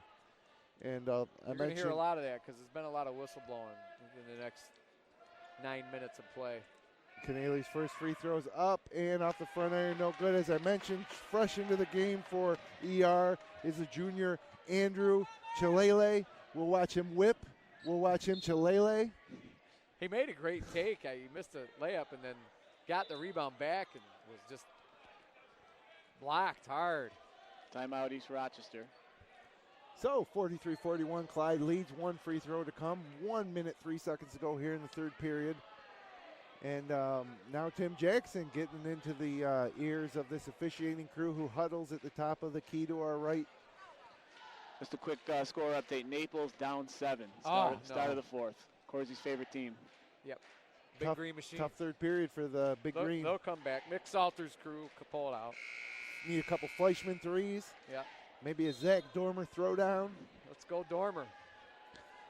So right here in Palmyra, 2-point lead for the Golden Eagles. A trip to the Blue Cross Arena on the line. The loser goes home. It's either the end of a career for Jared Faniel or Kellen McDermott. A lot on the line in Palmyra. First, it'll be Canale with the second free throw. Try to extend that lead to 3. And he lets it go, and he buries it. 3 points this quarter for Canale, all on free throws. Under 1 minute to play in the third period. 3-point Clyde lead, 44-41. Cicero gives it to Jones, who holds top of the key, gets it back, and now it's Butler working on Chance. Out top to Jones again. And now it's Cicero for 3 off the rim, no good. Big rebound by Butler, and they got a foul on Butler. Yeah, push Good off. call. Yeah. And that's Butler's third. Should be 1-1 right here for Clyde. Yeah, that's 40 seconds to go. Yeah. It's a 16 foul. Yeah, Chance going to the line here. They don't have it though. They're trying to inbound it. There he goes. And now Chavez let's see Gaines. who they pick to shoot. Chance Smart walks right to the line. They had no idea who's going to shoot that shot. Chavez Gaines checks back into the game for Butler. So it's for ER, it's Cole Lindsley.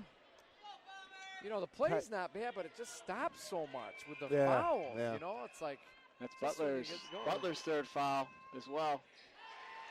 Off the front iron and rolls in. Chance buries the first free throw.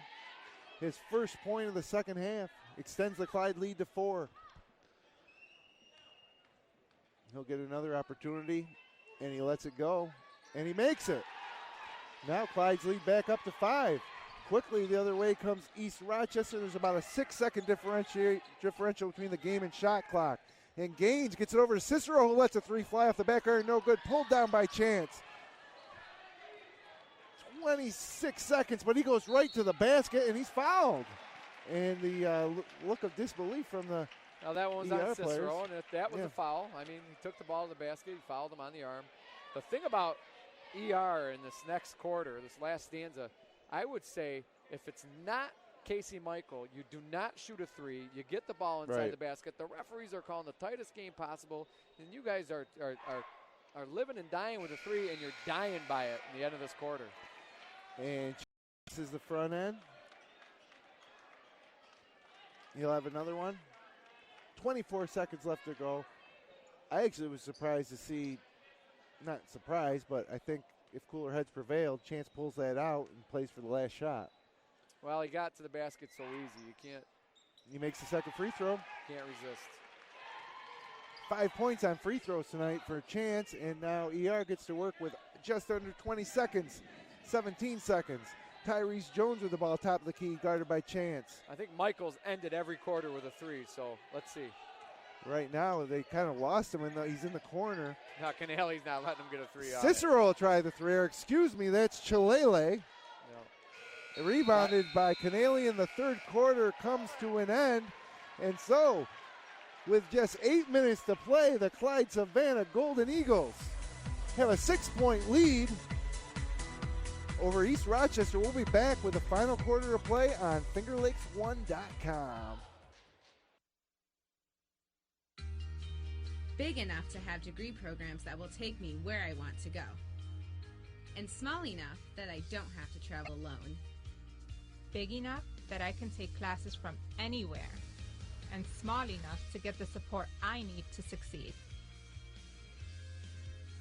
Big enough that there's always something going on. And small enough that I'm never just a face in the crowd. Finger Lakes Community College.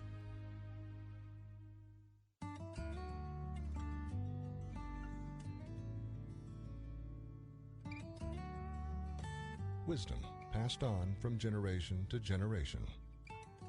Welcome to Generations Bank.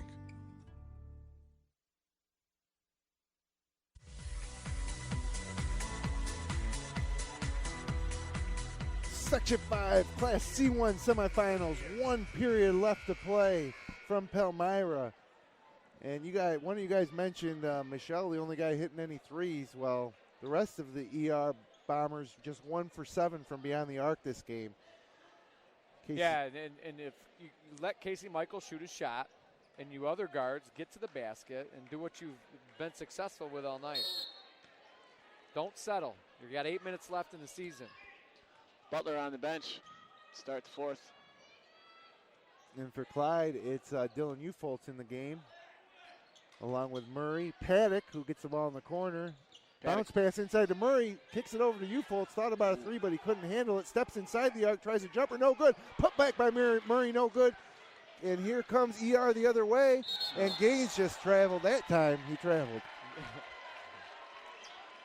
Kind of an odd lineup for East Rochester with Andrew Chalele starting Butler is the good. Fourth period. Butler's got 3, so I think after this defensive possession, they'll check him back in. So Paddock gets it up to Murray. They break the East Rochester pressure. Murray drives, loses it on the way up, tapped out to Butler, to Gaines, who is being ridden by Chance, and they got Chance on the foul at about the hash mark. Well, at some point, the teams and coaches got to adapt to how the refs are calling that. And if you're going to run up and bump a guy at half court to slow him down, they're going to call it. It's just Derek Chance, first foul of the game. And now ER inbounds. Tyree Jones gets it over to Gaines. Back to Jones. And Jones pump fake from the top of the key. Wasn't fooling anybody. Now over to Chalele, back to Jones. ER's been stuck on 41 here for quite a while. And Kellen McDermott gets it to the corner for Michael. Tries a three off the back iron. No good. Loose ball. We got a foul on Faniel. It's his fourth. Tough. I'm not sure. They both jump straight up in the air. They both wind up on the ground, but one kid gets the foul. The ball will stay. And the one kid, Clyde, didn't want to get the foul. Yeah. As a matter of fact, Faniel checking out now. And Drew Carnevale checking in. Carnevale just 2 points on the night. 47-41, 6:58 to go in the ball game. Tyrese Jones inbounding underneath his own basket, and he gets McDermott at the free throw line pretty wide open. Chooses not to shoot, gets it back out top to Gaines, who now works on Canale. Back to McDermott. Into the corner to Gaines, tries another three, and that's another air ball. And now Carnevale up to Canale. Takes it right to the hole. Off the glass and good. Some contact, no call. Quickly the other way comes East Rochester. Up ahead to Gaines. Now he's fouled by Carnevale. Misses the shot. So end-to-end action. And Canale taking it right to the hole there. Extending that Clyde lead to 8. Their biggest lead of the ball game. Coming back the other way is Keith Butler back into the game. Wasted no time taking it to the rim. And he's fouled by Carnevale, and that would be Carnevale's 4th foul. You know, Canale's a kid tonight, in my opinion. He's doing a great job of doing what he does well. You know, he hasn't settled for the 3. He's going to the basket. He's going to go every time. He's made a couple nice passes, hustling, playing some defense. He's doing a lot of little things, a lot of Ferris-type stuff from Lions last year, you know. Butler misses the first free throw as Carnevale checks out. Carnevale picked up his 4th as well. And Cobb checks in. And Butler makes the second free throw. The lead's back to 7. And now here comes Chance with Cobb, Paddock, Canale, and Murray. The lineup for the Golden Eagles. And Paddock lets one fly from 3. Deep, no good. Pulled down by Kellen McDermott. Yeah, and that's what happens when you get hot. He kind of forced that one, but he hasn't shot in so long or played a lot that he's just trying to the heat check, Coach, the heat check. So see if it was still there. You see the look in his eye. He looks confident right now. Yeah, he wants it. So here comes Jones. Gets it right side to Butler. Gets it back from Butler. And the two playing catch in front of the ER bench. Too much east-west stuff, not north-south. Here they go to the basket. Yeah, right to the hole goes Butler. I mean, Butler just got to go every time. Every time. You just got to go every time. Can't be stopped. He'll either score or be fouled. And they're going to be in the bonus the rest of the game, too. So he's going to be shooting free throws every time he gets fouled. That foul on Derek Cobb, that's his 3rd. And more free throws for East Rochester. And another miss. More misses. You know, when they look back at this game, if they come out on the losing end, they're going to look at the free throw line and kick themselves. Dylan Ufoltz checks into the game for Cobb. That's a short stint for Cobb. He picked up his 4th as well, I believe. Was it his 4th or his 3rd? Yeah, you're I right. think That was his 4th. Clyde has 4. Butler's Chance. second free throw, no That good. should have been a violation, and it is. He went after his miss too quick. quickly. So it'll go back to Clyde, who Got now 7-point lead, 5:54 away from the big house. East Rochester was there last year. Clyde hasn't been there since the days of Cam DeSanto and Jomaine Bogan. It's been 2 years, I believe, Coach. This will be 3. I think 3? This is season 3 without those guys. Trying to think off the top of my head. No, 2 years. They didn't go 1 year. That's it? 2 years, right? This is third. Last year they didn't go, and the year before they went. Really? Yeah. With they went all the way to the regionals, yes. And then we went the next year. that was Cam DeSanto's senior year? Mm-hmm. That wasn't 3 years ago? I guess you would know. 2. Huh. Well, Clyde trying to get back after in. 1 year off. Yeah, it's their game. You know, they're up 7-6 to go. I wouldn't say it's over. It's a lock. They got to feel good about it. East Rochester can get up and down. They can score, 7 points in a minute.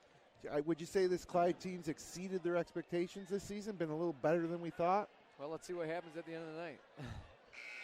So Clyde comes back with Canale, Chance, Paddock, Murray, and Ufoltz. I'd expect some full court pressure here, and that's what ER's coming out in. I think they just got to get some transition layups somehow. If they can Looks do like that. straight man-to-man. Yeah. And now a timeout by Coach Jackson. Wasn't ready for the press. Didn't want to turn it over. So another timeout here. And we got dueling cheerleaders here. The East Rochester cheerleader during the previous timeout just did about 8 flips in front of us, and now Clyde had their answer. I think I'd have to go with the ER girl. Well, I wasn't going to say it, Jim, but since you did, I agree. He's a little quicker, kind of just like the team. Yeah. So here we are again. Yeah, and Clyde comes back and now with Carnevale. Now Faneuil and Carnevale back in the game. They went from a man-to-man to a box press, but it's still you still got to set up something. Yeah, to get picking the right up about personnel 3/4 court. They break it. Murray had Faneuil underneath, missed it. Luckily, the ball bounced to Carnevale, and now Clyde can control. A little too early to start thinking about taking too much time, but you want to be patient, get a good shot. And now Chance working off a picked up his dribble. Now he's stuck, but Carnevale bails him out, gets the ball.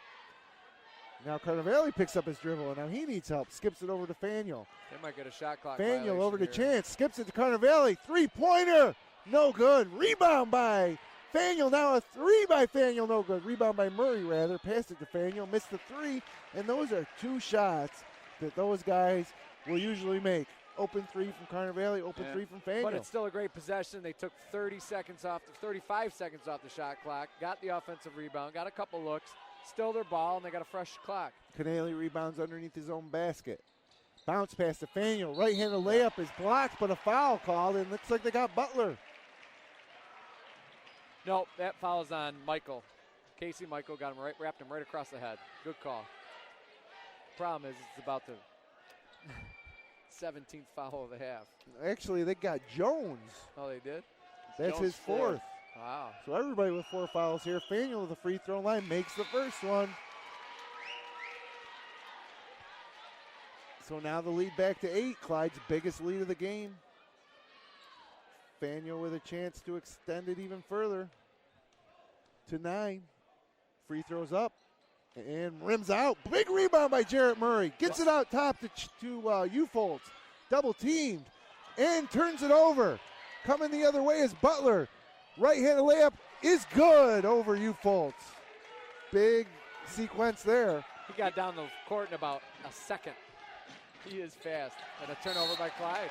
And I think that's the only way Clyde's going to lose the game. You know, if they can limit their turnovers, just keep it in the half court, they're going to be fine. But that's what ER does to you. You know, they're quick and they turn you over. Yeah, they are fast. 2 back-to-back turnovers. The lead is down to 6 with just under 5 minutes left to go. We got some debris on the court. Coach Michael's wife coming to take the debris off the court. She also keeps a nice book. Clyde has 16 turnovers on the night. With 5 to play. Big possession here for East Rochester. They cut it to 4-3. Jones, Michael, Butler, Gaines, McDermott, starters in for the Bombers. Trying to get back to the Blue Cross for a rematch against ER. Tyrese Jones banks one in from the top of the key. 1, 2, 3. It's a 3-point game. Better lucky than good sometimes, and they needed that 3. Tyree Jones was at the rim because he knew he missed the shot so bad he banked it in. Chance picks up his dribble. And now Chance tries a deep 3. High off the rim. Bounces out. 3 refs missed that. That's out of bounds. No, they're hit the top of the backboard. Got their own rebound. They hit the rope that holds the backboard up. That's why it's out of bounds. Murray back to Chance. 6 eyes missed it. And he takes it to the rim, and he's bumped hard with the body, and that will be Jones's 5th foul. If I was Shawn Michael, I'd be going nuts right now. And he is. He is. He is. He is. The ball hits the strap on the rim, on the backboard. That is out of bounds. Now they don't even get the rebound because of it, and Tyrese Jones fouls out. It's just it's a terrible miss by these officials. Terrible. I don't know if that was really a foul either. I kind of thought Chance ran into it. It was out of control, but if they called the violation like it should have been, it wouldn't even have mattered, you know. But yeah, that's too bad. About the last 3 possessions, I know he hasn't scored, but Murray's been getting offensive rebound too. I mean, that's another second chance point here that they're going to get.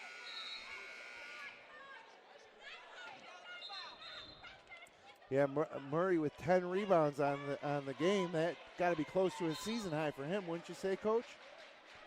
Yeah, I guess so. I mean, he's their biggest guy that plays most of the time. So 50-47, 4 minutes, 4 seconds to go. Glad you could be with us on FingerLakes1.com radio for the home stretch of this Section 5 Class C1 semifinal. Live from Palmyra, New York. Chance first free throw's good. And a lot of game left, boys. 4 minutes to go. East Rochester, you know, having Jones out hurts you defensively and offensively, but still enough firepower in here to win Chance this game. makes both free throws.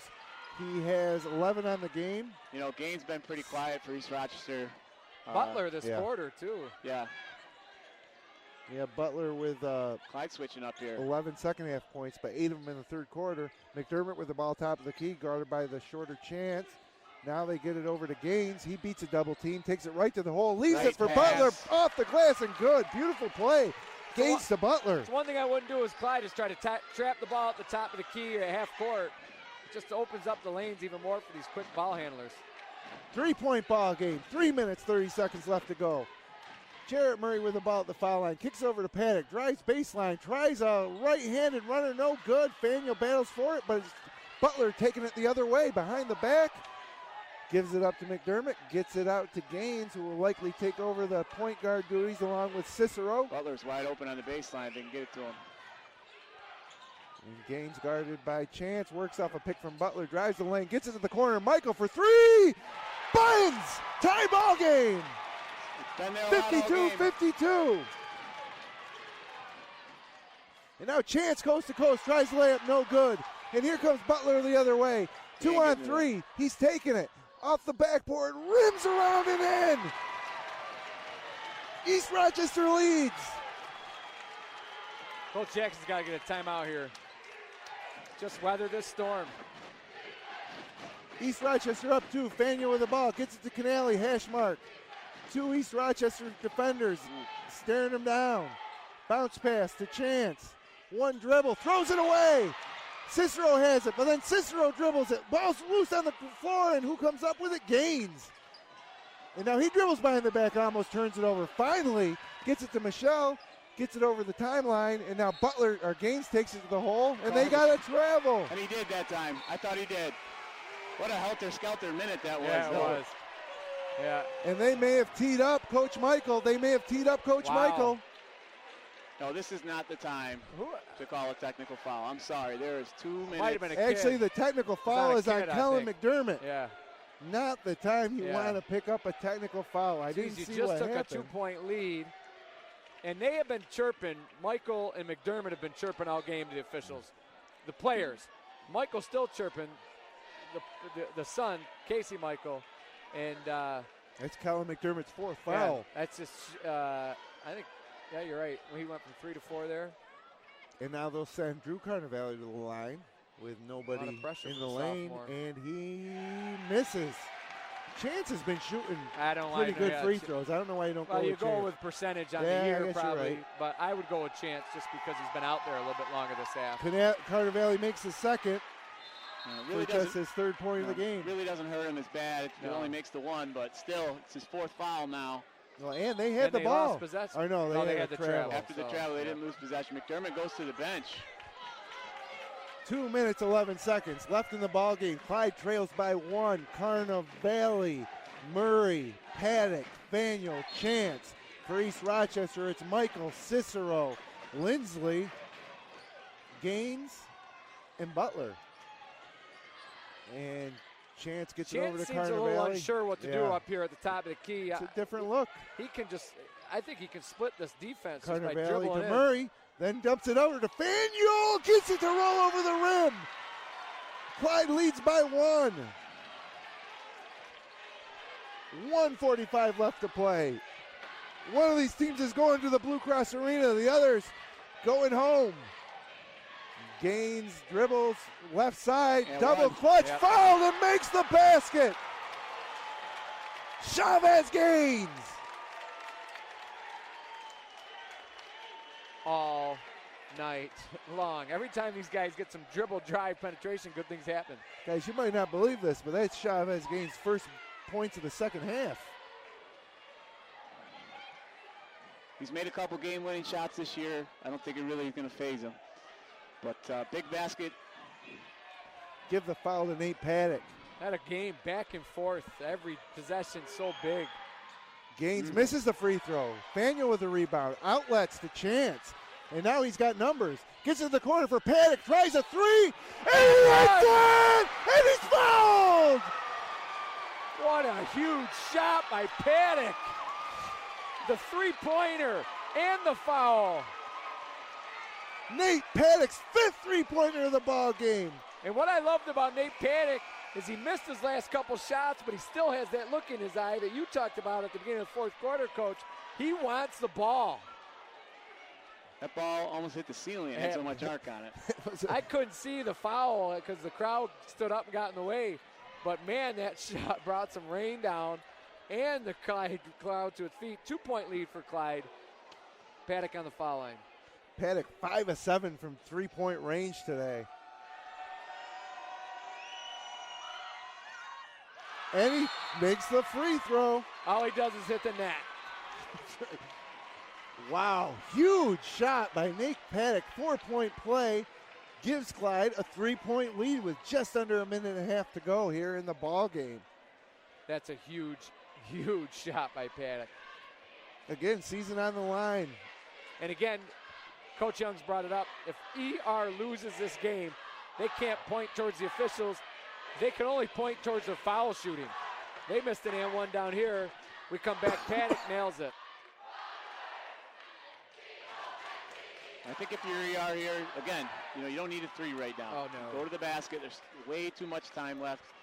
Get it to Gaines or Butler and just let them go. Let them go. Minute and a half. I like the weave they do. They're running a weave, and every once in a while, a four will pop up instead of pick at the top of the key. Continue to run that for that, too. If those two can draw and can't find anything, kick it out to Michaels for the three. Right. But other than Michaels, nobody. And Cicero looks like a shooter, but he's been off all night. I would still be telling these guys in the timeout, keep attacking off the dribble, dribble, drive, dribble, drive. Right now, Chance is out of the game. Yeah. And Clay Paddock is in. I don't think for the first time of the game. Has been in the entire game. What's going on? I don't know. Chance, I think, only has 2 fouls. Yeah, it's Clayton Paddock. Maybe Coach Jackson's just loving the Paddocks. Or maybe Paddock's out of the game. Maybe these guys shoot so bad from the foul line, he's going in there to give up a Oh, foul. right. Yep. Nope. Gaines dribbling off his foot. Gaines turns it over. Here comes Faneuil the other way. Gives it to Canale, who pulls it out. Smart play by Canale. Bounce pass over to Clayton Paddock, who calls a timeout. And now I think Coach immediately called timeout, so we got to get the offensive back in. Wow. Well, it paid off for Coach Jackson. Yeah, he put Clay Paddock in. He played good defense. He didn't get the steal, but he was bothering the guard when Faneuil got the steal. Then they got it over, and Canale could have taken a shot, probably shouldn't have. And when they got it back out, Coach Jackson said, timeout, I need to get Chance and the other Paddock back in. Yeah, wild one here from Palmyra. And what do you do here, extend the game? If I am ER, I do not extend the game yet. You got 27 seconds on the shot clock. You got 1:04 on the game clock. I played defense, and it better be good defense. But I don't want to start giving up. I don't want to start giving up foul shots. Clyde shot pretty well from the foul line. They got good foul shooters out there. They got Carnevale. They've got Chance. They've got Faneuil out there. I'm not putting any of those guys on the line. I agree. don't have to. I think they'll try and trap them a couple of times. Yeah, 16 turnovers by Clyde tonight. Yeah. So there's a now if I was on the other end, if it was reversed, I might do it differently because ER struggled so much from the foul line. But Clyde's a strong foul shooting team. They have good shooters. They've got tough kids out there right now. So I'd try to get some steals. 22 points on the night for Keith Butler. For Clyde, it's Nate Paddock with 16 points, including a big 4-point play just moments ago. The one bad thing about Clyde right now is Jarrett Murray's out, and I understand why. He's not one of the better ball handlers, not one of probably better foul shooters. But, man, he's really kept them alive on the offensive glass. Another timeout, this time by East Rochester. Totally agree. Murray and Canale, unsung heroes tonight.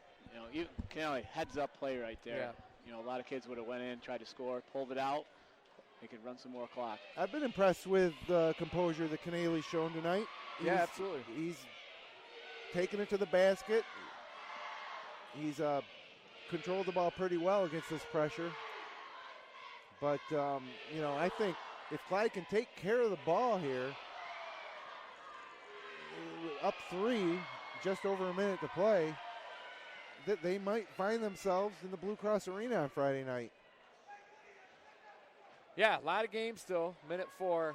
We've had quite the lull. I'm not used to all this talking, and we usually have some TV commercials to show. I got to call games the next 2 nights, and that already? Paddock 3 might have done me in already. So for Clyde, it is going to be Canale, Carnevale, Paddock, Faneuil, and Chance. ER comes back with Butler, Gaines, Michael, Cicero, and Cole Lindsley. Ball inbounded to Chance, gets it to the corner to Carnevale, throws it to the block to Faneuil, who's fouled. Yeah. It's a tough foul, but it doesn't kill you. I just think if Faneuil's not the one I want to foul. If Cole Lindsey was just moving his feet a little bit better, he could have had a steal because Carnevale kind of forced that in there. Coach Michaels kept McDermott out of the game since technical. So I wonder what he must have said something pretty bad. Faneuil credit him for that. Makes the first free throw. Yeah, McDermott's got his warm-up back on, so it looks like he might be done for the game. And really that, along with Paddock's 4-point play, is what kind of turned the tide here. Yeah, more so, they only got a point out of it, but after the point, that's when the 4-point play came, and that was the pivotal point of this game. Andrew Chalele checks in for Lindsley. Spaniel's second free throw is good. The lead is 5, under 1 minute to play. And there goes Butler straight to the basket and rattles it around and in, and he is unstoppable in the second half. He had a no arc on that layup, but he got it to go. 17 second half points for Butler. That's a travel. Clayton Paddock. No, they got a foul. They got a foul. Sorry, that's a travel all day. Yeah, the Clyde or the ER fans might storm the court. And again, Clayton Paddock into the game here in crunch time for the first time all day. It just doesn't make sense. Now he's shooting the foul shots instead of, I know the offensive defense, but these defensive guys are going to get stuck on offensive situations like this. And they got bailed out there. So Clayton Paddock heads to the line. Let's see if he can tickle the twine like his brother. First shot is up. Off the back iron, no good. The lead is still at 3, so with 41 seconds left to play, a big second free throw coming up here from Paddock, trying to make it a 2-possession game. As Canale checks into the game, also into the game now for Clyde is Tyler Rattray, Faniel and Chance. And Paddock stares it down, lets it fly, off the rim, no good. Canale keeps it alive. Scrum in the corner. Out of bounds to East Rochester. Yeah, now Clayton Paddock's coming out. He hasn't played all game. I'm not sure what year he is, but didn't look comfortable on the foul line, and I'd keep him right where he is for now. All right, 38 seconds left. 3-point game, 61-58. Those 2 foul shots are huge. Huge. Yeah. Can't lose Michael here if you're Clyde. Now they're in man-to-man, full court man-to-man. And Canale's on Michael. And Cicero with the ball, skips it over to Gaines. Gaines tries to drive the lane. That ball needs to get in Butler's hand. Instead, backdoor pass to Michael. And he's fouled by Canale and makes the basket. What a play. I'm not sure about the defense on Clyde's end either. Everybody was in man-to-man when Chavez gave it up. Was it Chavez Gaines gave it up. Chance left him. When Chavez Gaines got it back, it opened up a wide-open lane. He found That's a great cut. Michael. That's a great cut He by sat Michael. in that corner all night. It's like the first time he's made that cut with 23 seconds left. Great And he's cut. going for the traditional 3-point play. Big free throw here. But I go back to these free throws by Clay Paddock, and I can't get that at this point in the game when you got some of your best shooters on the bench. So now Carnevale checking in for Canale.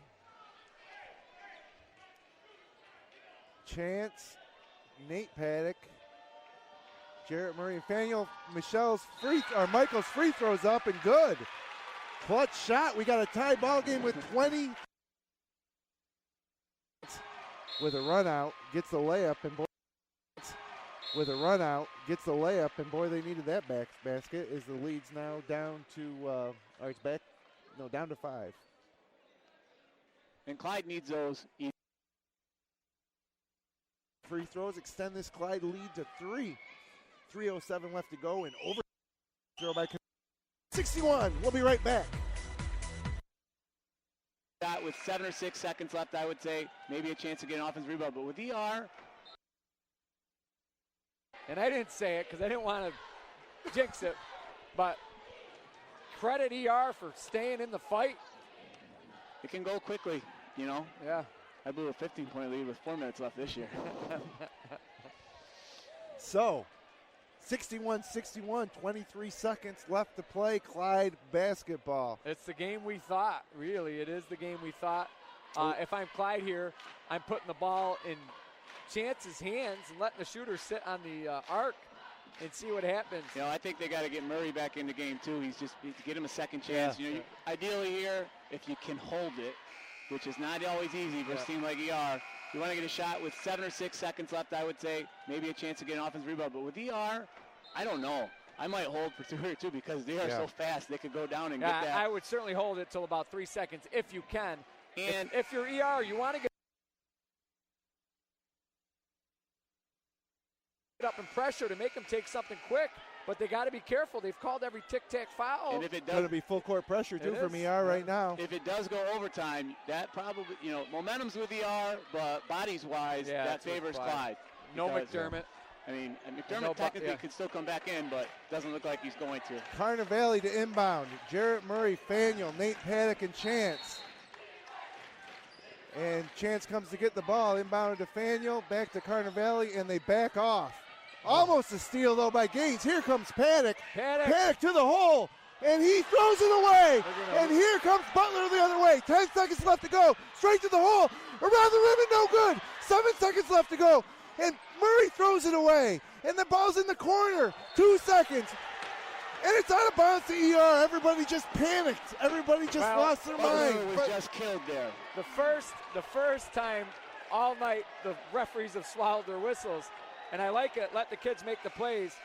But was it Butler or Gaines that took that in there? Butler. He was in mobbed, and out. In and out, too. Mobbed. Yeah, he was. I can't believe he didn't go to the foul line on that. So now from ER's ball. The left corner, East Rochester will inbounds. Here they go. And Gaines gets the shot off, but it's an air ball. And we go into overtime. Folks, what do we got here? We'll be right back with bonus basketball here in Palmyra. A trip to the Big House on the line here in the Section 5 Class C1 semifinal. 61-61. We'll be right back.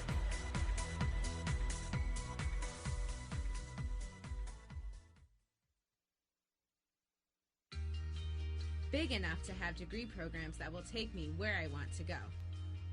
And small enough that I don't have to travel alone. Big enough that I can take classes from anywhere. And small enough to get the support I need to succeed. Big enough that there's always something going on. And small enough that I'm never just a face in the crowd. Finger Lakes Community College.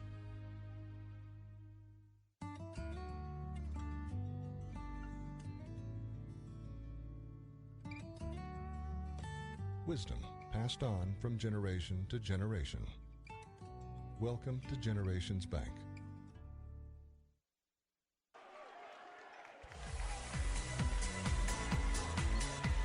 Welcome back to Palmyra High School. Overtime about to get underway. Both teams 6 of 18 from 3 on the game. So, and of course coming from Casey Michael and Nate Paddock, most of those. And so it'll be a jump ball, 4 minutes back on the clock, 61-61. Well, I agree with Coach Young. Advantage Clyde with body-wise, but guys got to step up and make plays with 4 minutes. Andrew Chalele up for the jump. And Nate Paddock controls. So Nate Paddock, Chance, Jarrett Murray. I can't see the rest because some woman's standing in front of us. And Chance, a long skip pass. Nice catch by Carnevale. He finds Murray at the foul line. And he's fouled on the take. Jeez. I don't, that's, I'm going to stop. I got nothing to say about the officiating anymore.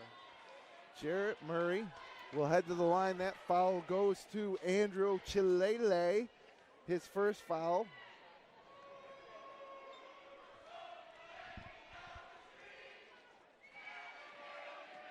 And Murray rolls it around and in, and Clyde back on top.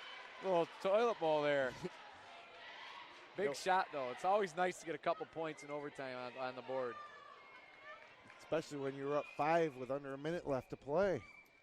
And Murray lets one fly, and he makes it. So there we go. Yeah, first blood. 2-point Clyde lead. And for ER, it is Cicero, Chilele, Gaines, Butler, and Michael. Kellen McDermott still sitting after that technical foul, even though he only has 4 personal fouls. And now it's Gaines to the basket. And that could have been a block. Yeah. And he double clutches and gets it to go. Tied up again.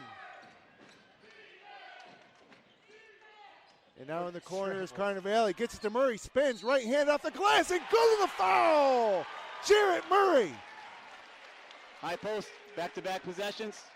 Good attack. Great finish there by Murray. And that foul is going to be given to Andrew Chalele. That's his second. And now Murray back to see if he can make 3 straight free throws, extend this Clyde lead to 3. 3:07 left to go in overtime. Too hard off the rim, no good. Pulled down by Chalele. Now they get it into the hands of Cicero, who's manning the point. And he's guarded by Derek Chance. Leaves it for Gaines. Gaines dribbles with the right hand, top of the key to Butler. Back to Gaines. Working off a pick from Butler. Nice help. And good help defense by Faneuil. Stones Gaines now up ahead on the break is Carnevale, and it's knocked away by Michael, but they got a foul. Yeah, good call. Good hustle by Michael. Yeah. Not a great possession by ER there, it was a contested. Well, it was the first time Clyde did a good job of putting 3 guys into the paint on the penetration, and it really stopped Gaines from going anywhere, and they forced a shot. 3 fouls on Casey Michael, and now it'll be Carnevale to the line. What was I was most impressed about was that pass by Nate Paddock up to Carnevale to lead him in pressure. Carnevale misses another free throw. He's starting to get frustrated.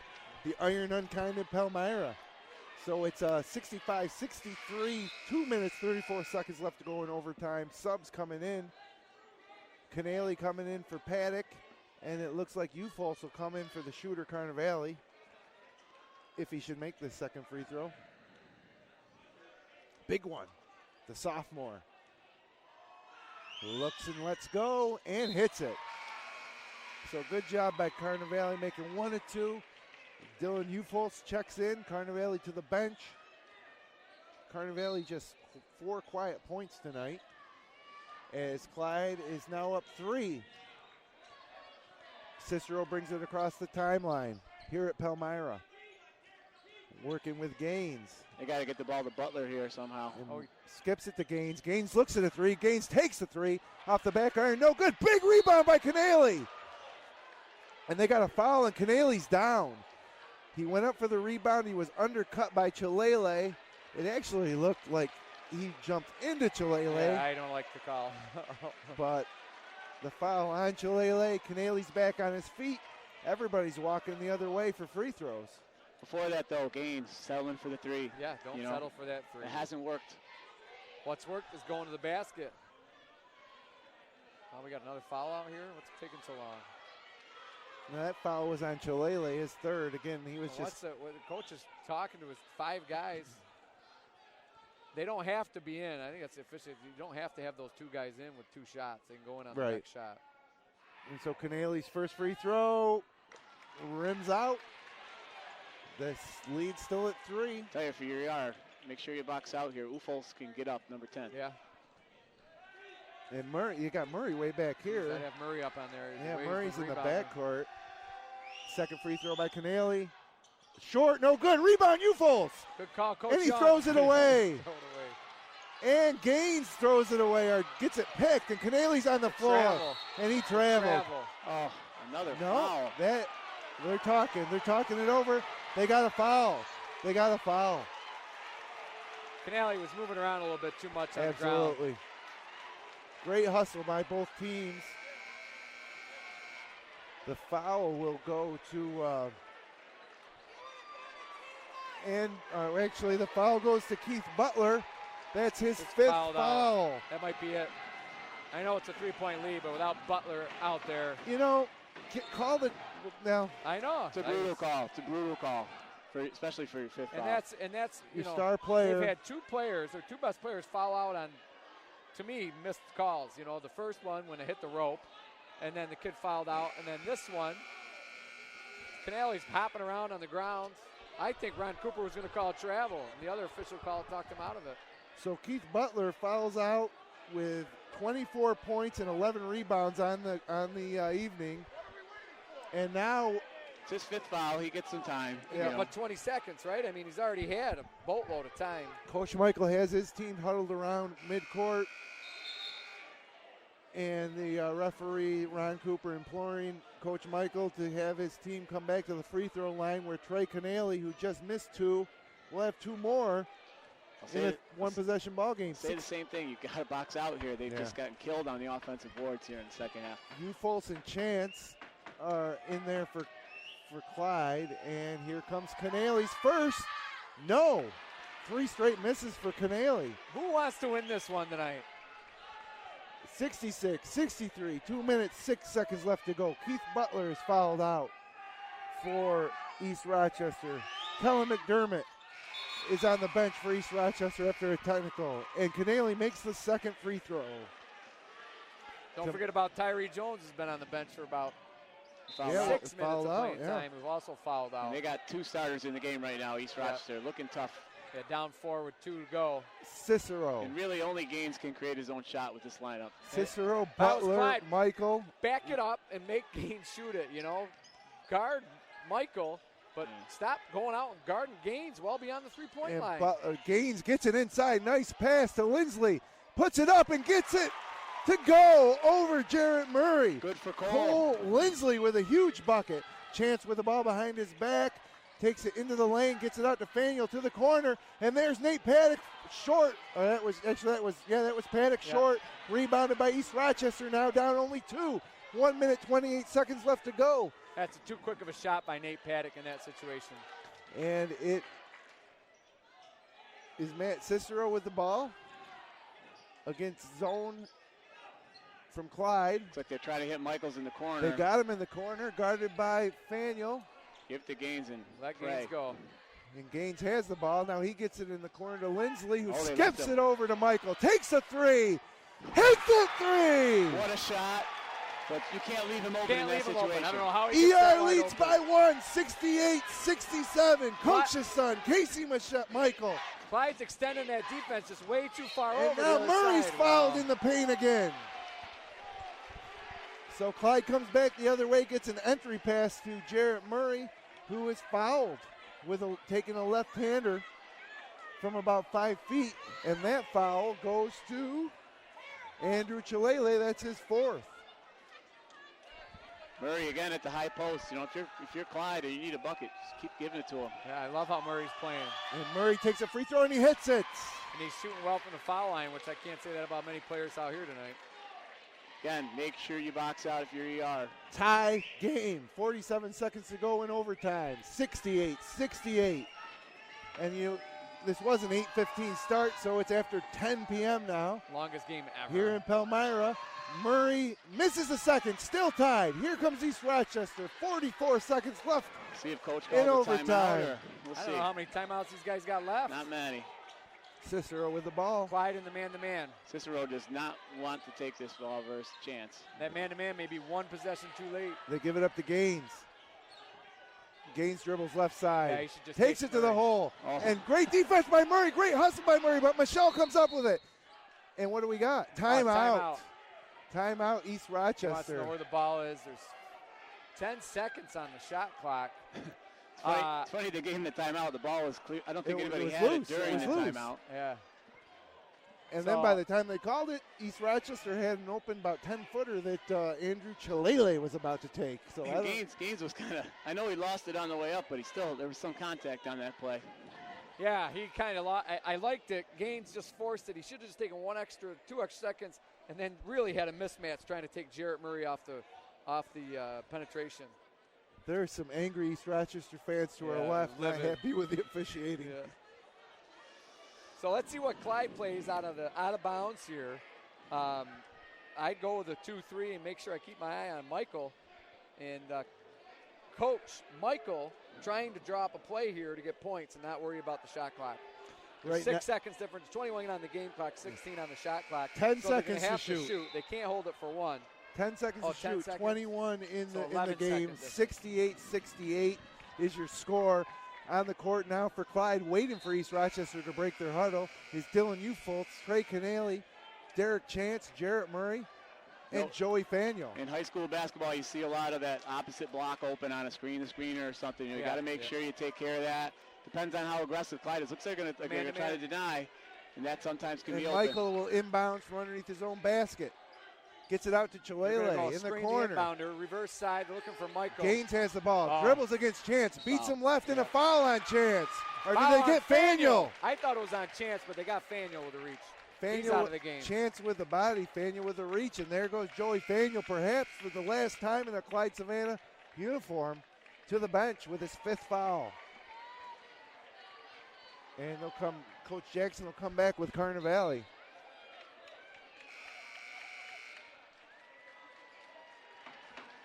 Well, got all we wanted tonight, guys. Yeah, you 68, got that right. 68, 15 to go. Shot clock will be off. Chavez Gaines to the free throw line Shooting here. 2. Gaines looks and fires and hits. Almost a violation, I'm telling you. He went over the last time, too. You got to watch got him that. for it once tonight already. What's Clyde do here? I go to Murray in the middle. Get out if he's open. Yeah. He's been open all night. Gaines hits the second. 2-point lead for ER. 15 seconds left to go. Clyde's not sure here. And Clyde gets it to Chance. Chance brings it up. 13 seconds. Chance takes it to the hole against Chalele. Dribbles around him. Finds Canale in the corner. Canale takes a 3. And it's an air ball. Rebounded by Chalele. But a foul with 3 seconds left to go. And East Rochester celebrating up 2 with 3 seconds left to go. I'm not sure if that's the shot Clyde wanted. It was great penetration by Chance and kicked it out to Canale. He pump faked, had a lane to the basket, but instead he chose to do a step back 3 and he airballed it. You know, I would have went with Murray. This guy sit down. But it's, you know, you're living with it now. There's still 3 seconds Clyde, left. There's still time left here. Some Clyde fans are heading for the exits. Not sure if there's any timeouts on the Clyde end to be able to do something. You know, you don't know how much. Andrew Chalele. 2 free throws it's a with ice violation it. on Clyde. First free throw is no good. Neither ref saw the violation on Clyde. And the ER bench is Shawn Michaels imploring. going crazy. The shooter had the ball. And he Utah stepped yeah. right down the line. Neither ref is So watching. Clyde will have a 3 chance to refs at missed least it. tie. Here's a second free throw from Chalele. It's up. It's good. Right. 3-point lead. No timeout. Murray throws it up to Utah's gonna have a Ufolds. look. Half-court shot for Clyde. Off the rim, no good. The Golden Eagles lose. And the East Rochester Bombers are heading back to the Blue Cross Arena as the student section storms the court. The cheerleaders storm the court. And Clyde-Savannah devastated here in Palmyra. What a ball game, fellas. It was a great game. Everything we thought it might be. You know, hearts out to both these teams. I'd hate to be on the losing end of this one. 71-68 your final. We'll be back to wrap it all up from Palmyra after this.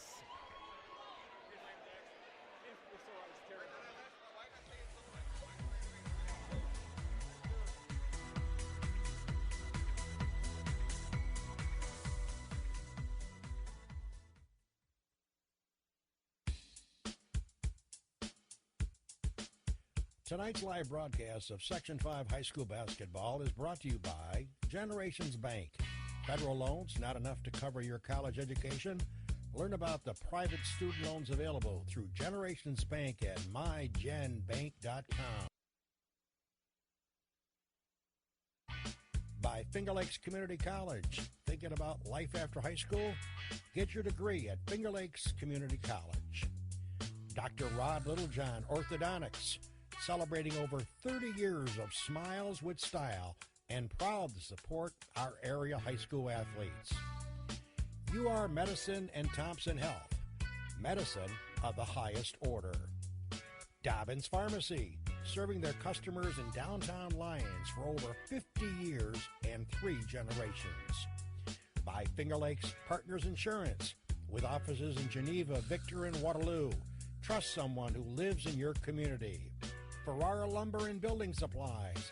Plan your next kitchen or bathroom remodeling project at ferraralumber.com. By the Newark Pilots and Geneva Red Wings of the Perfect Game Collegiate Baseball League. Penny's Place Family Restaurant. Large portions and home-cooked meals in the Liberty Plaza between Seneca Falls and Waterloo. By Jimmer's Auto and Stevers Garage. Late model cars, trucks, and minivans on Fall Street in Seneca Falls. By Finger Lakes Construction, building structures for a wide range of applications with state-of-the-art design and flawless execution since 1969. Fred's Place, Great lunches served daily in downtown Seneca Falls, and $1 tacos every Monday night. And FingerLakes1.com digital marketing, building, maintaining, and hosting great websites for local businesses since 1999.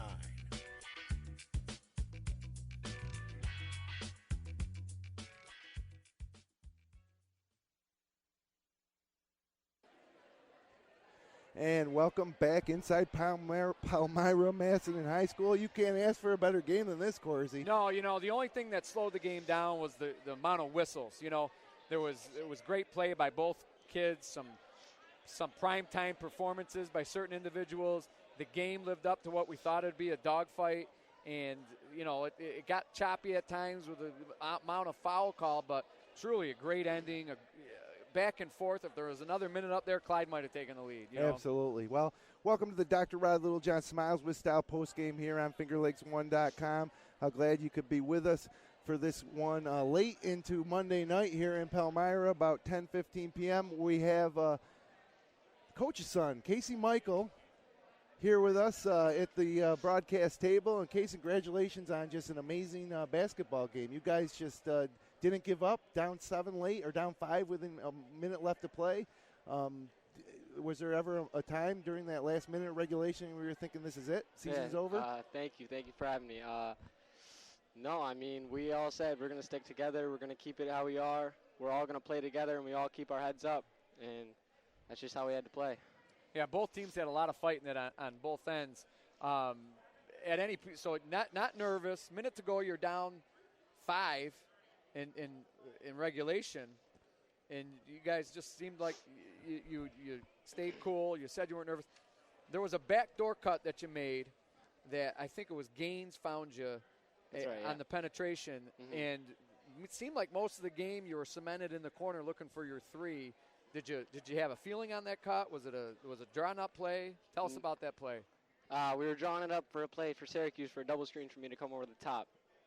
But they were anticipating it, so we went back door, had an and one. I figured he would follow me. He was behind me. And, great pass by Chavez. Yeah, nice traditional three-point play instead of what we thought we might see a come off a screen for a three. So good read by you, and a great find by your teammate, very unselfish play. Tell us a little bit about the technical. Your senior leader out there got a technical, but he never came back in. And what was the deal with that? That wasn't his 5th foul. Yeah, it was his 4th foul. It's our team rule, my dad's rule. It's just sportsmanship. Whenever there's a sportsmanship foul, he keeps them out. It's been his tradition forever, and he tells us before the games. We all know it. If you're going to be unsportsmanlike, you're just going to sit. Okay, yeah, I give your dad a lot of credit as a coach to do that in such a big game. And, as coaches, we're really here to teach life lessons. The prospects of going to the NBA and even Division I are, very far and few between at this level. But you're certainly trying to make men and better people. And kudos to Coach Michael on that one. But, man, it was hard over here to sit and watch, him on the bench because especially when Butler fouled out. Keith Butler, incredible second half. Tyree Jones is on the bench. Keith Butler's on the bench. Early on. Yeah. I've got Butler with 24 points, 11 rebounds, 20 points for yourself, including 5 and 9 from beyond the arc. And you want to take that shot? you want those big shots? Or you want somebody else to take them? I love the foul shots. I love the three-point shots. That's right. The foul shot was big as well. We had late technical shots last game, and it's just, I don't know. I just feel it. I like more noise, too. It's weird, but I like more noise. If it was silent, I would definitely airball. I would definitely miss. All right, well, hey, we're heading back to the Blue Cross Arena now for a rematch with East Rochester. That's right. Early college. Early college, excuse me. You are East Rochester. Yep. Last year, early college takes the crown. What do you think of this year? Did you get a chance to see them play in the first game of the doubleheader? Yeah, we did. They're a really good team. They're big, so we got to make sure we box out and get back. 2 really fast teams, so it should be really good. Last year we were a little behind. We had a late run, but this year we really stuck together as a team throughout the year. And who'd you lose to last year in the semis? You beat Minders, and then we lost to early college in the finals, but it wasn't very close. You're very familiar with this team. And familiar with the Blue Cross, right? You won't be going there for your first time? Yeah, my brother went in 08. That was like the first in like about 70 years. And then my next brother, he had 2 of them in 11 and 12. And now it was my dad's goal to get everyone to the big house. And now it's your turn. It's a dream come true. And tell me about last year. Did you pick the tempo up? And, you guys seem to like to get up and run and create the other team to play at fast tempo and see if you can get some steals. Against Early College, did you guys continue to do that, what you did, or did you try to slow it down against them? Yeah, we tried to just run our game. I mean, last year there wasn't a lot of buy-in. This year we had a lot of early buy-in. We got a lot of young guys, and we just wanted to – we knew it was our year. We just want to push, and we want to keep going. We're always looking ahead and just want to – like, our first loss to Clyde was probably the best thing that happened to us because then we beat North Rose, and we just only came to beat North Rose.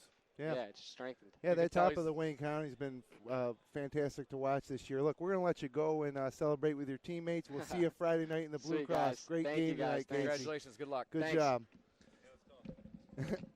So I'm sure that they're anxious to get back on the bus. Oh, it's late. Yeah, and head back. Night. So we'll get Zach in here and wrap it up. Your final score, 71-68 in overtime. It was that was 10-8, 10-7. In overtime. Yeah, 31-31 at halftime. For Clyde, it was Nate Paddock with 16 points, 5 of 7 from 3. Jared Faneuil with 16 points before following out. Jarrett Murray with 8. Trey Canale with 8. 11 points for Derek Chance, and 7 of those coming from the free throw line. 4 points from Drew Carnevale, 1 for Derek Cobb. For East Rochester was Keith Butler, 24 points to go along with his 11 rebounds, 20 points for Casey Michael, 5 of 9 from beyond the arc, 8 points from Tyree Jones, 4 from Kellen McDermott before his 4th foul, which was a technical that put him on the bench per team rules, 12 points from Chavez Gaines, 1 from Andrew Chilele, and 2 from Cole Lindsley. And, boy, we got our money's worth tonight, boys. Great game. Had everything you wanted. A little sloppy at times, but free throws, turnovers, fouls, complaining about the refs. Entertaining. Yeah. It was a very entertaining game, and I feel terrible for the Clyde-Savannah Golden Eagles, and as I would for the ER Bombers. Somebody's got to lose a game like this, but kudos to the ER kids with the 3 starters on the bench in overtime to overcome Clyde-Savannah. Great job by Coach Michael and crew.